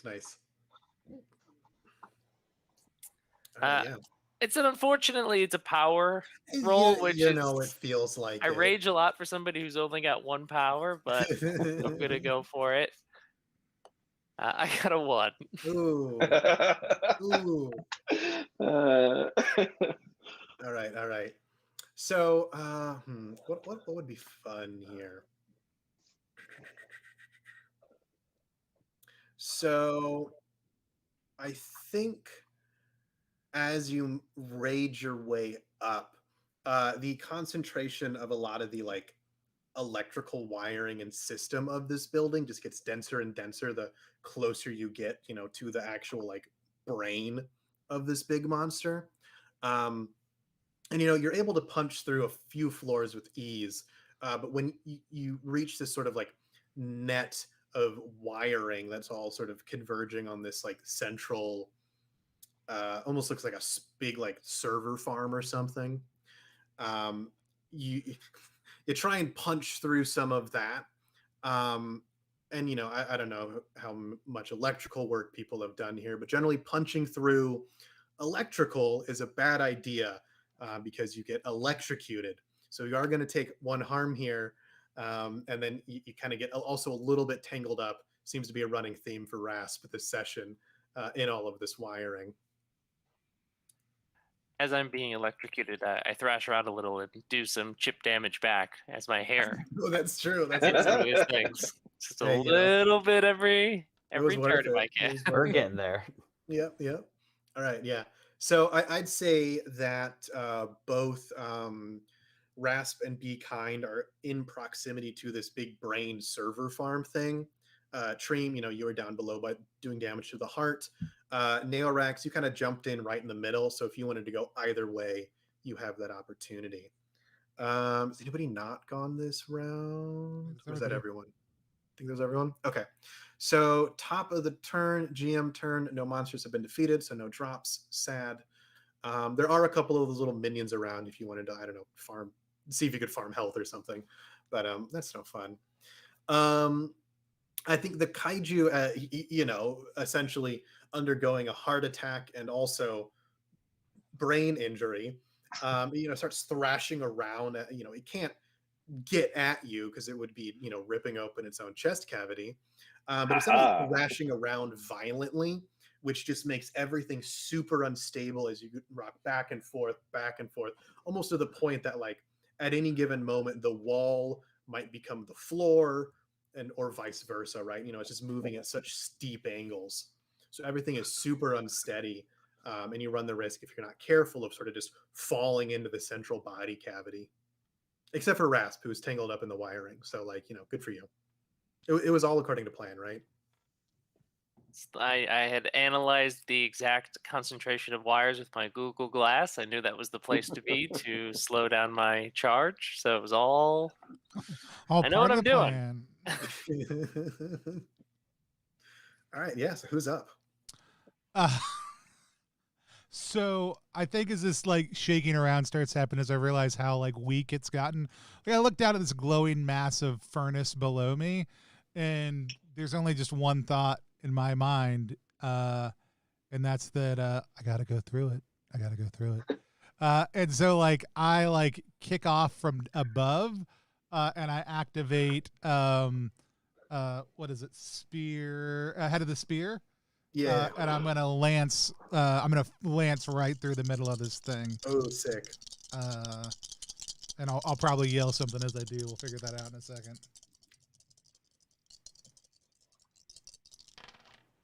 Woohoo! I got 2 6s. Ooh, crit. Awesome. And so like we see me like we saw this electricity kind of bounce out from me. I grabbed onto like a handhold. I've got my feet like put behind me. We see the two like 2 things extend from the top of my vest. And we like I kick off and we have a here we go as I launch downwards through this giant furnace of a heart. Awesome. Yeah. So full success plus crit. You're going to be able to knock this heart, out of its suspension and support. So as you go straight through, so what does that end up, looking like at the end there? Yeah, I think we come out and like there's a kind of a glistening, sweaty redness as like maybe I go into the heart and then all of a sudden like here we go, like erupts out the other side. I come out, my tinfoil pants are like bright red as they've superheated, and so are like all the metallic bedazzles on my and in my ear, and I like we see the support beam that was beneath it just kind of like erupt outwards. Is this entire thing like tilts and just starts to clang down like floor to floor to floor to floor, rumbling towards the bottom. Awesome. Yeah. The kaiju definitely reacts to that, sort of like going back, the camera jumps outside and goes, rah, as its heart is like falling down its body cavity. It is not a great day for this big giant monster. So yeah, how about the rest of you? Neorex, I know I said you were kind of in the middle. You could go either direction. What were you thinking of doing, maybe? I was thinking of trying to like pour water on the big heart thing. I don't know if that's necessary at this point. I might just like hose down Treem as they look like a flaming disco ball right now. Treem, I think narratively also at this point, Treem essentially is also probably in free fall too. That's true. Okay. That's true. Okay. Like I know really it was cool. a crit, but I also think it's more fun if yes, I just destroyed this thing's heart, but like it's tumbling faster than I am, but I am definitely on fire and falling. Yeah. No, If that's the everybody's- case, I'd like to use crashing waves to sort of like not necessarily like push Treem, but like kind of like guide him away into a separate floor where he's not falling anymore and is also not on fire. Sweet. Awesome. Yeah. So great. Yeah, I think if you want to make sure Treem arrives there super safely, we can get an action roll out of this, but you're gonna make the waves because he activated the token. Yeah, that's That happens probably regardless. a tempo because I do feel bad for not trying to be kinder the first time I used a token on Treem. Nice, I'll awesome. be a little bit more gentle this time.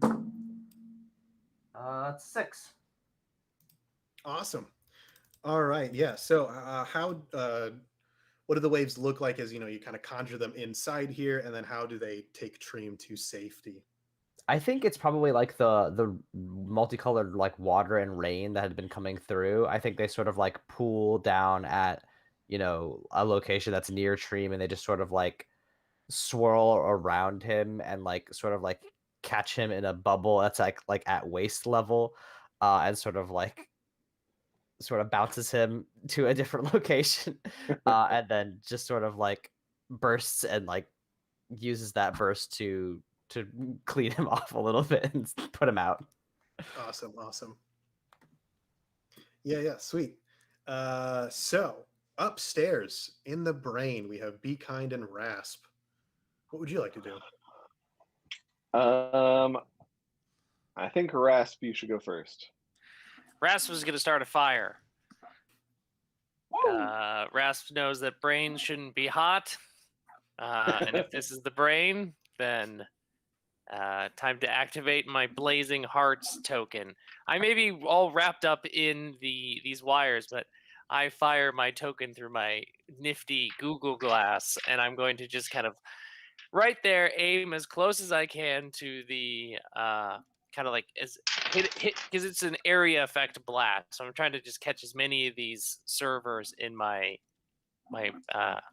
blast as I can. Awesome. So is there an action related to that necessarily? No, because you deal the damage to it. I think if you wanted to like really amp up like the Inferno, or if you were trying to like target something in specifically, we could pull an action in here. But by default, you're just dealing some flat damage to the kaiju. I do have the fire element in my tempo, so I think maybe I'm trying to make this spread quickly. So I think rather than just like a blast, I actually kind of like whip the fire so that it kind of looks like a lash across the like a spread of servers. Awesome. And more so not trying to like damage them, but like hit them in places that will light that shit on fire. Right, sweet. So I've got a 5. Awesome. Full success. Yeah. So how does that end up looking as you, like you said, you whip this fire across, and it is going to start to spread? Yeah, so I think it's this beam that you see just kind of like cuts across a bunch of servers, and it just leaves like a blackened line that then like ignites into a streak of fire across part of the server farm. Nice. Perfect. Yeah. So again, as someone is starting a fire inside its brain, the kaiju reacts, kind of roaring back and forth outside. Like some of the windows, you can see like its arms flailing around, not being able to stop it because it's inside its brain. But Be Kind, what are you up to? As you can tell that things are not, well, they're going great for you all. They're not going great for the big monster. Sorry, just a second. Oh, sorry, it cut out for a second. What? I missed most of that. Yeah, no, I was just saying things are going great for you all, not so great for the big monster. Yeah, I think like Be Kind has basically rocketed in here, seen all this chaos that's going on, and is immediately like, it really seems like it's time for us to leave. Like we don't I think it's not getting better for the kaiju, so we should get out while the getting's good. And if once Rasp did their blast of fire like help to free them from the tangle? Rasp wasn't focused on getting free, just starting the fire. So Rasp, yeah, he's still all tangled up.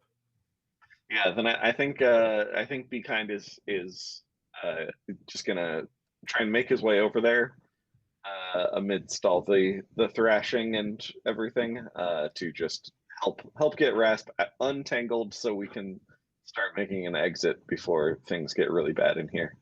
Because even though it is definitely bad for a creature to have its brain on fire, it's also not good to be inside of a creature whose brain is on fire. So you know what? Fair. That's what my daddy always told me. Cool. Yeah. So if you wanted to get Rasp out quickly, we can definitely pull an action in here. Yeah, I think that's what it'll do. I think it's a tempo. Yeah. I'm trying to be careful about it.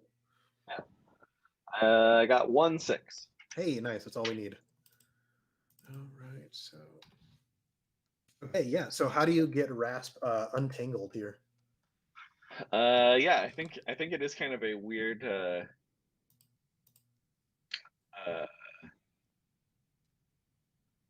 It's mostly the difficulty is getting over to them while Be Kind is just dealing with all of the chaos of everything.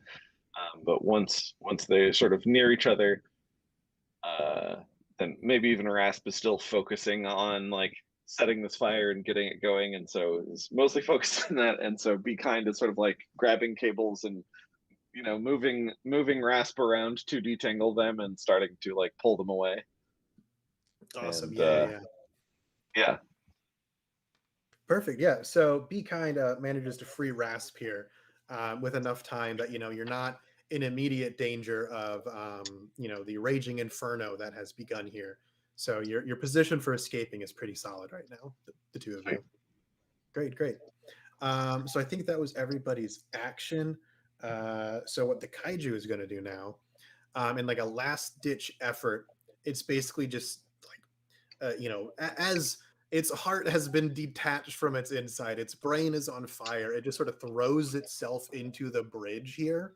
So all of you are like standing, safe, being like, yeah, now we just got to escape. And then suddenly you're going sideways as this thing just like, I don't know, maybe trying to shake you loose or something, just sort of falls into this bridge. And there's this big crash, as more of these windows break, bits of the bridge start coming in.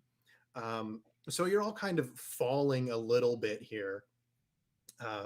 And like what was once sort of a vaguely up and down mostly building shape is now sort of sideways a little bit as debris and everything rains down around you. So what are you going to do now? I'm gonna get out. Yeah, that's a good idea. I feel like I'm closer to one end than the other at this point in time. We don't have to get graphic or blue, but I think unless they resist me, I'm gonna grab Norax and just push off and plummet towards the lower end of the digestive system. Yeah, I think Norax is like, oh, I'm glad you're okay. Now we gotta wait. What do you do? No. Awesome. Yeah, well, jumping off is easy enough to do. You gonna try and do anything about your landing or exit? I feel like we've got to hit X a whole lot of times to navigate through all the debris that's coming around us. Really intense QuickTime event. Yeah. So I hit X repeatedly. No, I think I'm pushing off hard enough. Well, yeah, of course I am. Hold on, it's gonna be probably my last chance to do it. So I gotta come up with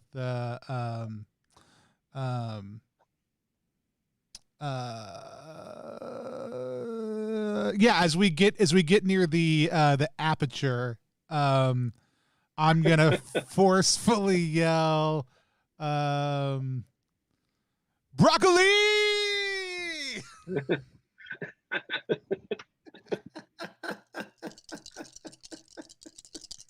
Oh, I love it.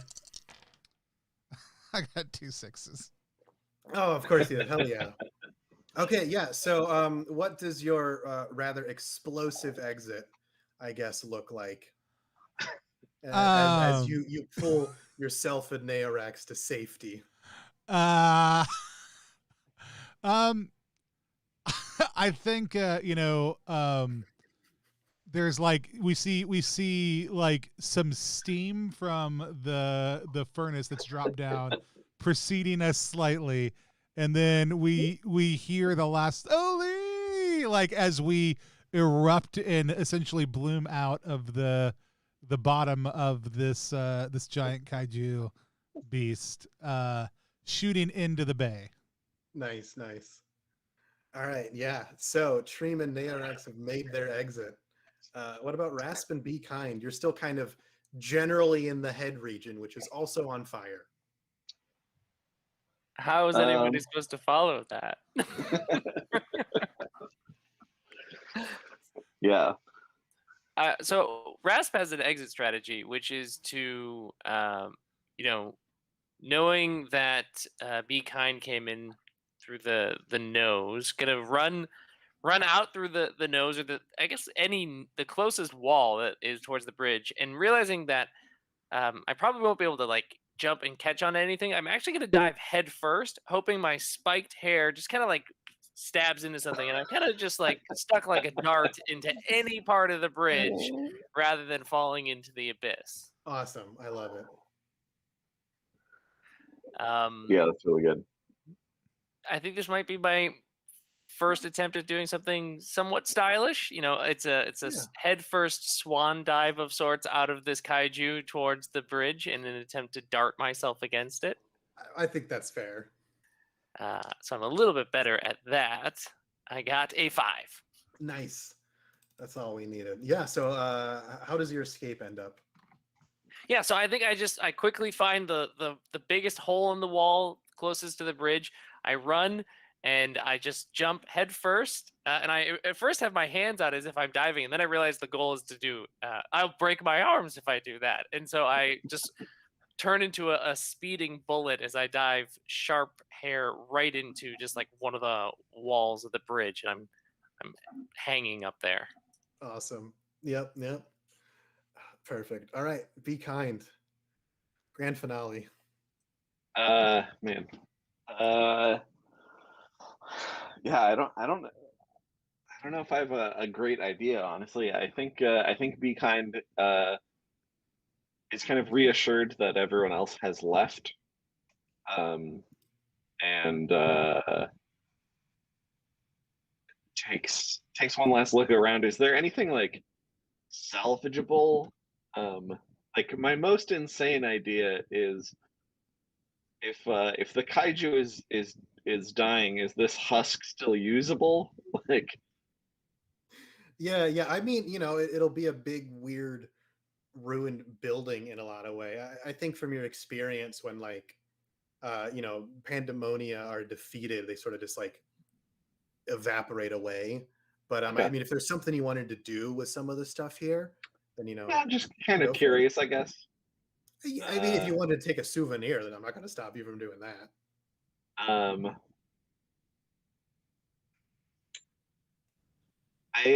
think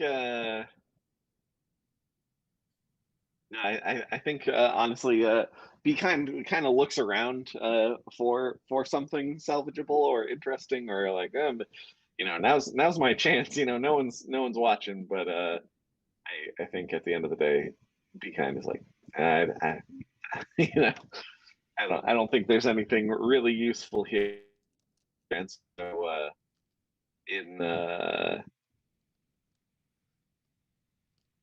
I think Be Kind just makes their way out, climbing back out through whatever, the nose, mouth, ear, and then makes it to the surface of the kaiju, and is just standing in the rain on top of this busted kaiju head.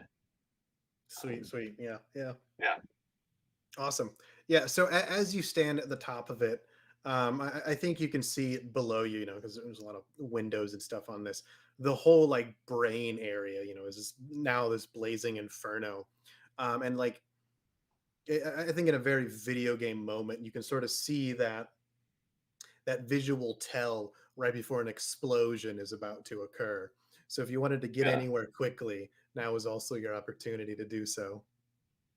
I think then, I think their final action then is just there's like a moment of panic of like, oh man, everyone else got away. Like, how am I supposed to? Oh yeah, no, this is fine. And you just see their hair start to float up again, and they just sort of like glide up into the sky while this kaiju implodes behind them. Nice, nice, yeah. So as be kind, psychokinesis is to safety.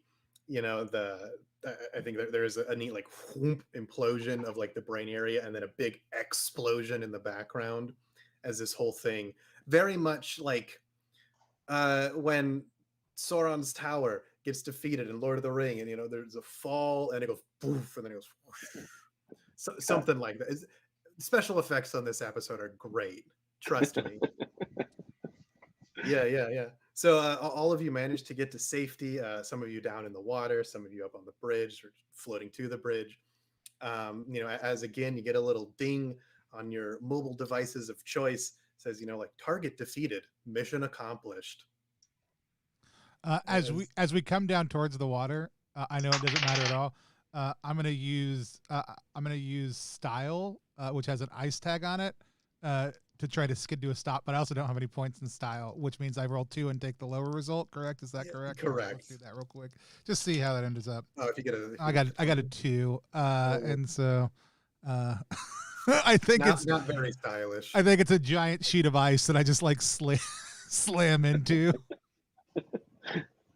Yeah, I imagine that there's sort of like as the explosion fades, there's a quick fade to black, some credits roll, and then we get like a little mid-credit stinger of Treem just coming down and like, oh, I could do something cool with this, and then wham, and then the rest of the credits slams right into it. Love it. We do a little thing called reaction roll at the end. Do y'all want a 5-minute break before we do that? Would that be good for everybody? Sure. All right, cool. So we're going to be right back. We're going to do a thing called Reaction Roll, which is a live stream within a live stream where we talk with Josh and each other about our experience playing vibecheck. We get to ask Josh questions, but also you, if you are watching live with us, or if you're watching later and want to type them in the comments wherever you happen to be watching, can ask questions also. So if you have a question about vibecheck, about Lumen systems, about Josh, about Josh's favorite beard care products, any of those types of things, go ahead and type them into the chat. We're going to be back in 5 minutes to talk more about that and what our experience was like playing vibecheck.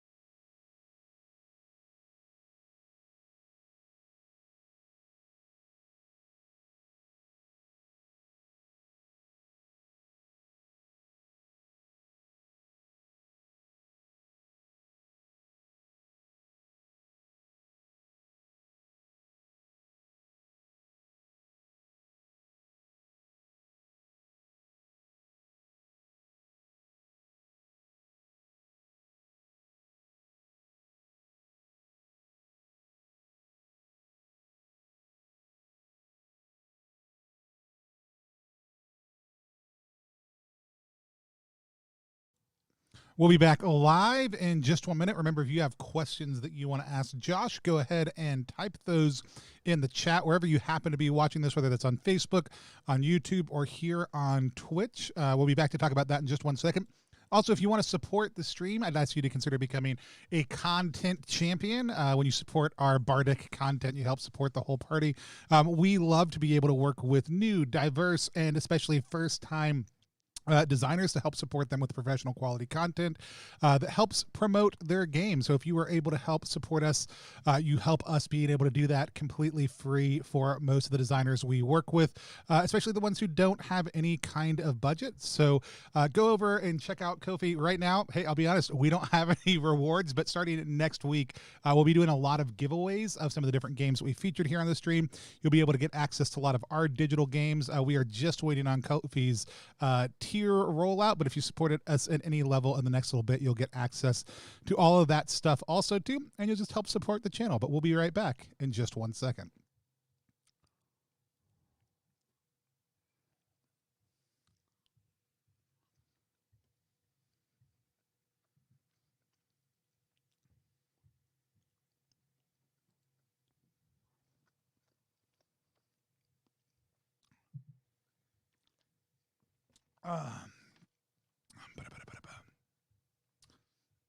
How's everybody doing?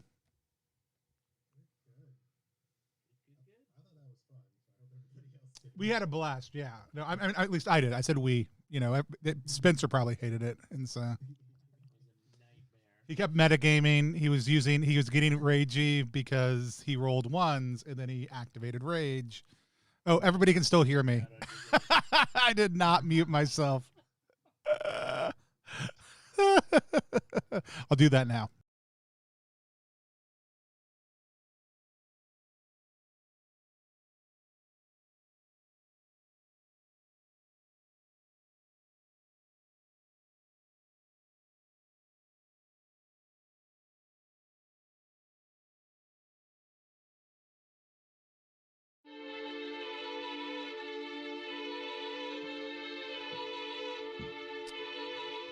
And when I say professional, that's what I'm talking about. Leaving my audio open during a break, that's the kind of stuff you can expect when you support +1 EXP.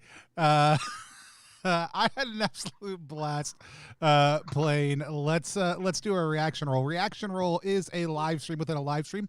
It's our chance to sit down with the creator of a game that we just played and talk to them about our experiences playing it.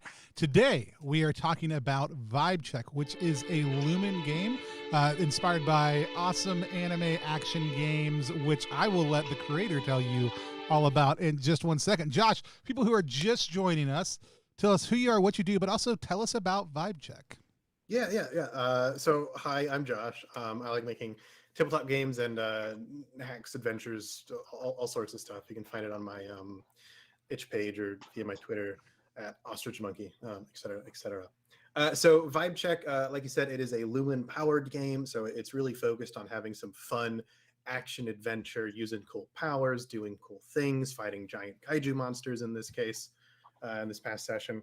And its chief inspiration is one of my favorite video games of all time, easily, in my opinion, one of the best video games of all time. The World Ends With You for the DS was the original release. There's been a couple ports. In Vibecheck, players are players in the Watcher's game, so they're sort of trapped in this afterlife challenge. If you survive the game, you get another shot at life, all that sort of stuff. So that's kind of the pitch of Vibecheck. If you've played The World Ends With You, I think you'll find a lot of fun stuff that resonates. But also, I think it stands on its own as a fun interpretation of that sort of trope. And you don't have to be familiar with the game to play Vibecheck. So awesome. Well, I had an absolute blast, but let's hear from some of our players. Aaron, why don't you tell people who you are, what you do, where to find you online, but tell us what it was like to play Vibecheck. Yeah, so I'm Aaron. I go by Aaron Voigt. I'm a podcaster, writer, and ttrpg enthusiast. You can find me on Twitter at AaronSXL. I had a great time playing Vibecheck. Josh, I think you really captured the spirit of The World Ends With You, just with the inclusion of like these tokens, which have like such an interesting amount of flavor, right? When you're trying to evoke that DS game, like the psychokinesis element is like one of those things you could have done in the game where you'd like pick up parts of the environment and throw them at monsters. I was really happy that you were able to capture that kind of aesthetic, especially also with the inclusion of fashions and such. I really like the various flavor elements you added to the game, and I just really liked how it all came together to really truly be a fitting homage to The World Ends With You. So I really had a good time with this. Thank you. I'm so glad to hear that. Awesome. Did you have any questions for Josh about the game? I guess probably the only question I have was it seems like we built up flow very, very quickly. And I'm just wondering, is that an intentional choice mechanically? Does that, do you want to give players that freedom to just be able to use their powers like without too much worrying about, resource management? Yeah. So part of it is, being able to use the powers as much as you want. But as you go up in sort of the power scale and rarity of some tokens, some just physically cost more. Like some of the real high ranking ones might cost upwards of 10 flow to even activate. So you want to be able to build up and then, try to do a real cool action with like your big heavy hitter. Additionally, at the end of a combat, if you're playing multiple games of this, where resource management is a bit more important, any unspent flow is actually converted into cash that you can spend on buying more looks and stuff when you go shopping. So kind of feeding into that sort of loot loop, as not only do you gain more tokens from combat encounters, you do a loot roll at the end, so you can get more rare tokens. You can sort of burn up old tokens to make your loot roll better if you want to try for really rare stuff. But then you can buy better looks, to increase your health, your stats, your inventory space, or if you're trying to go for a set bonus, because if you wear 3 items of the same brand, you get a cool little set bonus, which might influence the way some tokens are used, or boost how your flow works, or anything like that. So I experimented a little bit with how flow is gained and ended up feeling comfortable that having more of it is better, especially sort of later in the game you're going to be using a lot more of it. Awesome. Love it. Cal, tell people who you are, what you do, where they can find you online, but what it was like to play Vibecheck. Yeah, my name is Cowshay. You can find me online on Twitter or wherever at Cowshay. And I had a really great time tonight. I have never played Lumen, any Lumen-based games, and I have not played like the referenced video games either. I'm generally familiar with a lot of anime tropes and vibes and everything, but I feel like this is a great introductory session for me for both the system and the game, because I definitely feel like I have a handle on how it works a lot better, and it left me like, okay, this would be a super fun system to play long term. Like either like in this game specifically or just the system in general. Is I really like the way that it.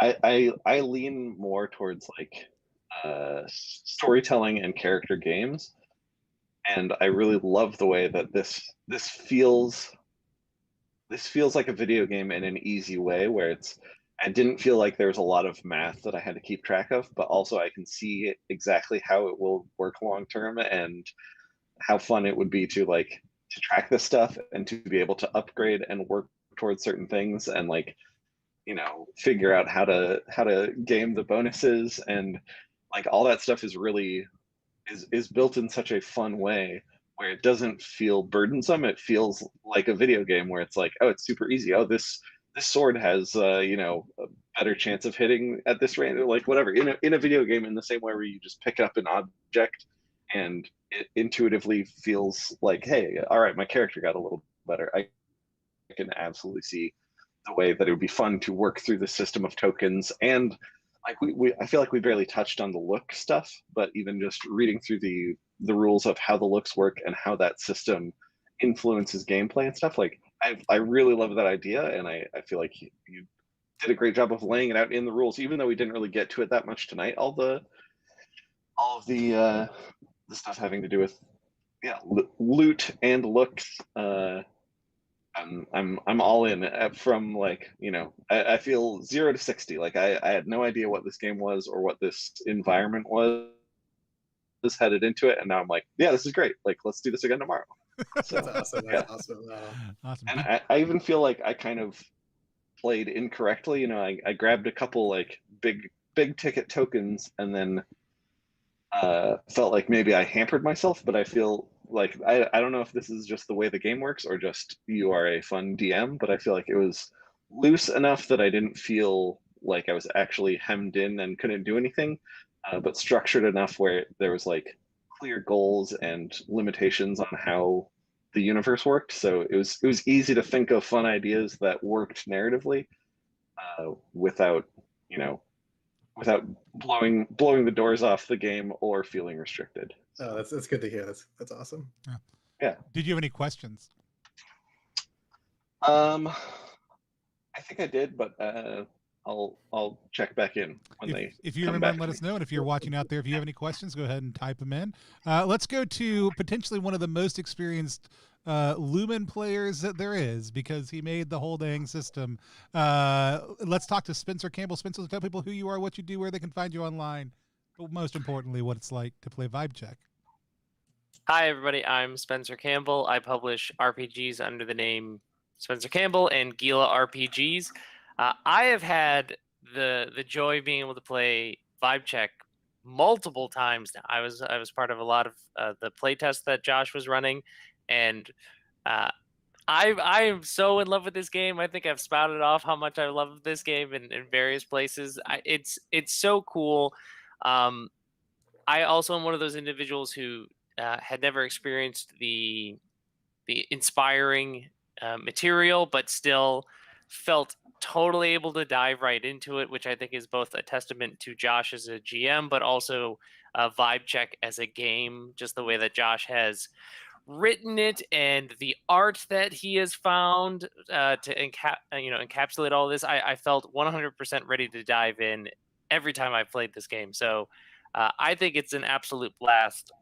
The rose that I want to throw is that I think one of the things that I love about vibecheck most compared to a lot of other Lumen games is that it's build focused, because you have these the loot and the tokens, and you're swapping them out to kind of create builds rather than like a consistent linear advancement sort of thing where you're just getting more powerful. Instead, you already are extremely powerful. What gear do you want to put on to make yourself do that? You've captured that so well, which I think is very cool.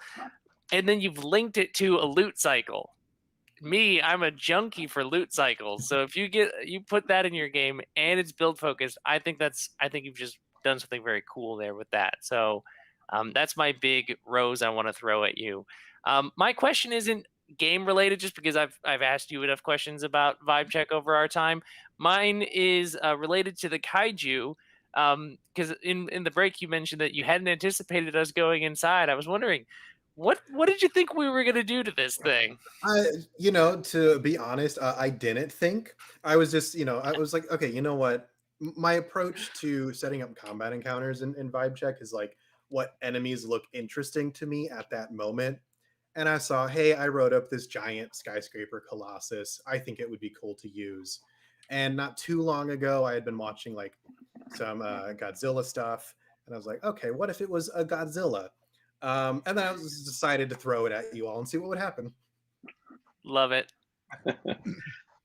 I had a blast. I want to double down, like having played 7 games, having played 7 different Lumen games, having read a number more than that. This actually, and this is absolutely intended as a compliment. I think the games are very different, but the build system reminded me of Patchwork World by Aaron King a ton, in the sense that which is one of my favorite games that exists. And so the ability to do that build method brought a lot of complexity. Usually in a Lumen game, the character creation process is I pick my class, right? I pick my playbook, I sit it down in front of me. I check off one or two things. I write a name at the top, right? Like that's a lot of the setup for a lot of Lumen games, which is great. And the way that they play is great. And that build system, like, and it's one of the reasons we did some character creation on stream, because a lot of us, our days got away from us, and we needed to be able to walk through some of that. But I'm actually really glad that we did, because though it may have sounded confusion for people who weren't looking at it, anybody who had the game in front of them, I think, is going to be asking some of those exact same questions as they get into it. So I'm really glad we were actually able to spend some time on that, because I think it's so smart. There's like over 70 different tokens that you can get throughout the course of the game. There are the different ways that you've set up gear reminded me a lot of the same thing that Adira had done in Borderlands, or Gunflex, which is her Borderlands inspired Lumen system, but still felt very unique. Like, none of this is, hey, you just took all these other people's stuff and did it. It flowed in such a unique and interesting way. I do love the vibes, the feels of the anime pieces of the game. Having not been familiar with that, I did look up, it is available on the Switch, so I might have to steal one of my kids' Switch for a week and just play through it, because this is exactly the type of thing that, like, it's obviously like, hey, I got old at some point and didn't have time to play video games anymore, and this game came out in that period of time, and so which is still going on, by the way. I love the idea of video games, but only have time to sit down and play very few. I loved the naming of the stats. I love what you're building here with this game, and the overall like feel and flavor of it. So I had an absolute blast. I think my question is, how easy or hard was it to come up with tokens? I think I have one other question about the stats also, but how, like, did you, I mean, that seems like it may have been a bulk of the design process, but where did you draw inspiration from for that? So when I started writing a token, some of the earliest ones, like Blazing Heart, Psychokinesis, were some of like the first two, because those are more directly inspired by a couple of the starting pins you actually get in The World Ends With You. One does fire, one lets you move stuff, one does lightning. And then from there, it was mostly just trying to think of cool things. And then, like, my process for game writing a lot is just listing stuff. So I just like listed, like, okay, a power that, is teleporting, a power that's super speed, a power that does this, that. And then once I had enough of that, then I would start, putting in the numbers and the actual mechanical effects.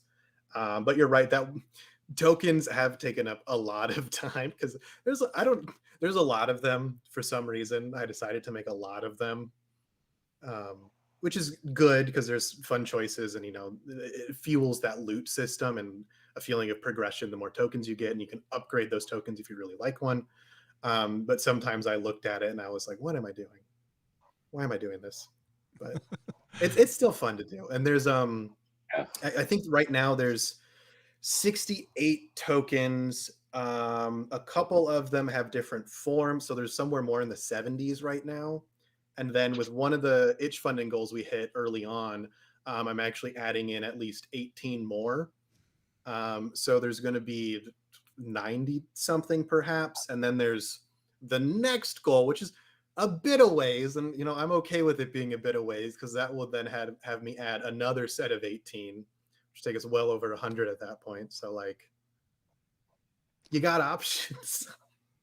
That's pretty fun. That's cool. I love it. And then in the chat, Sword Queen says, which parts of The World Ends With You did you feel were essential to bring into vibecheck, and what did you leave behind?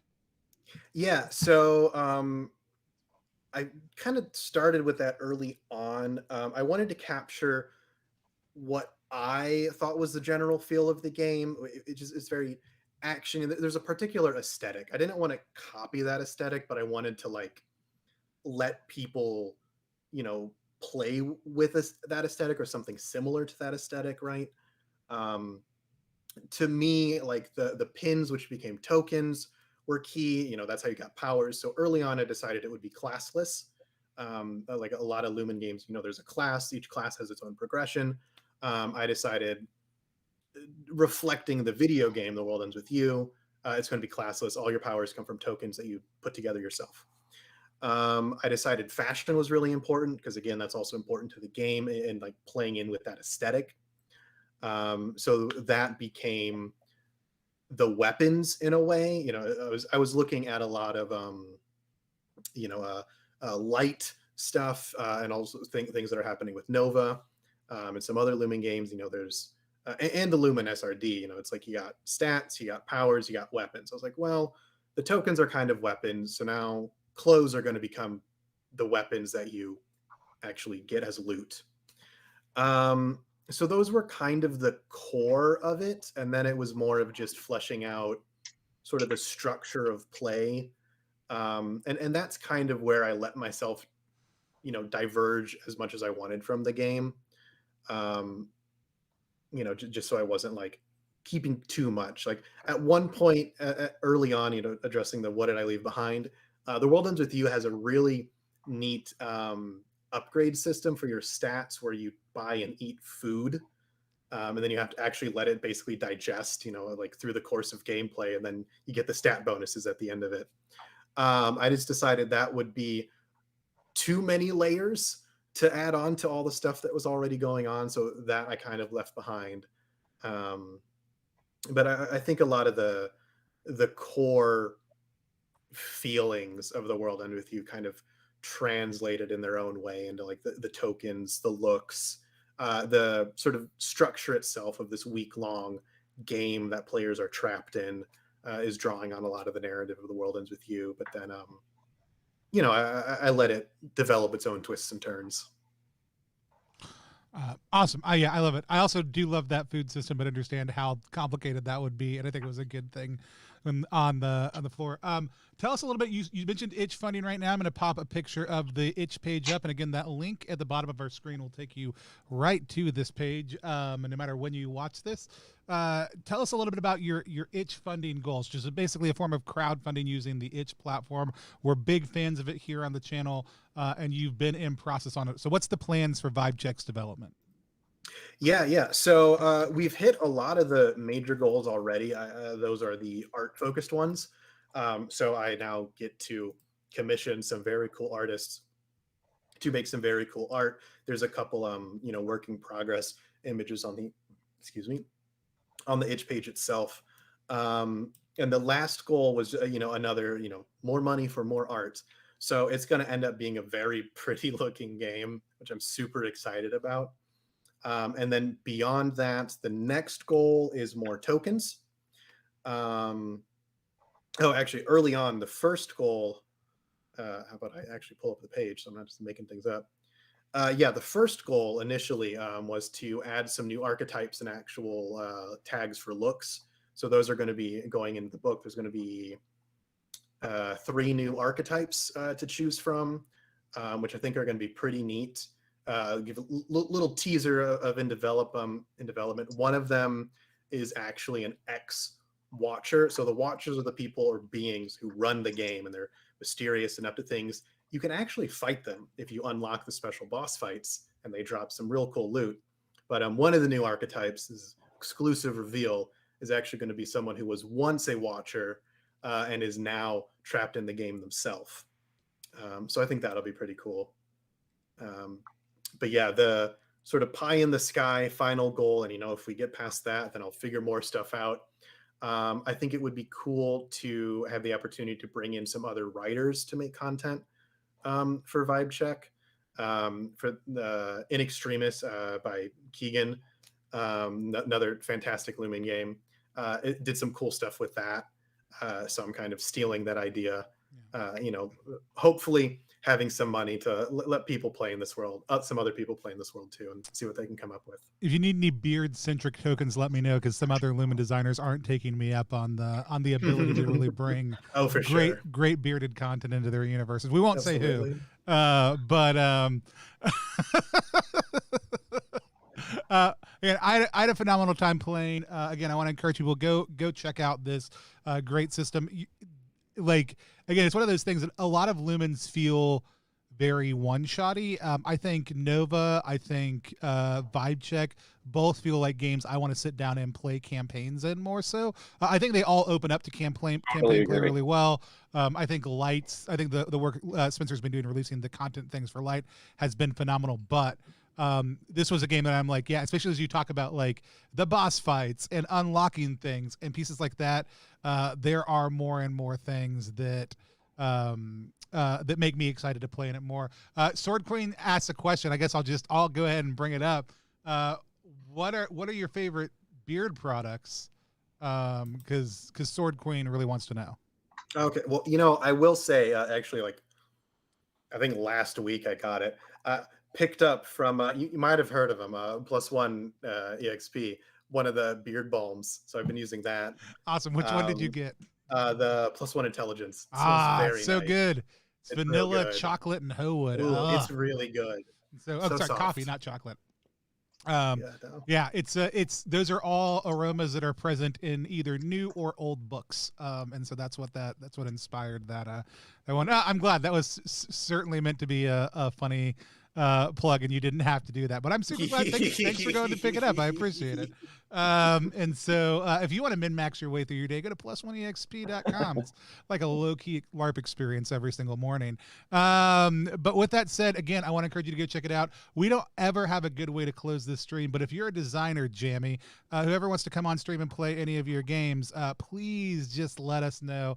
We'd love to host. We'd love to have you. And we're just going to wave at the screen until I take us all off air. Bye, everybody. Bye-bye.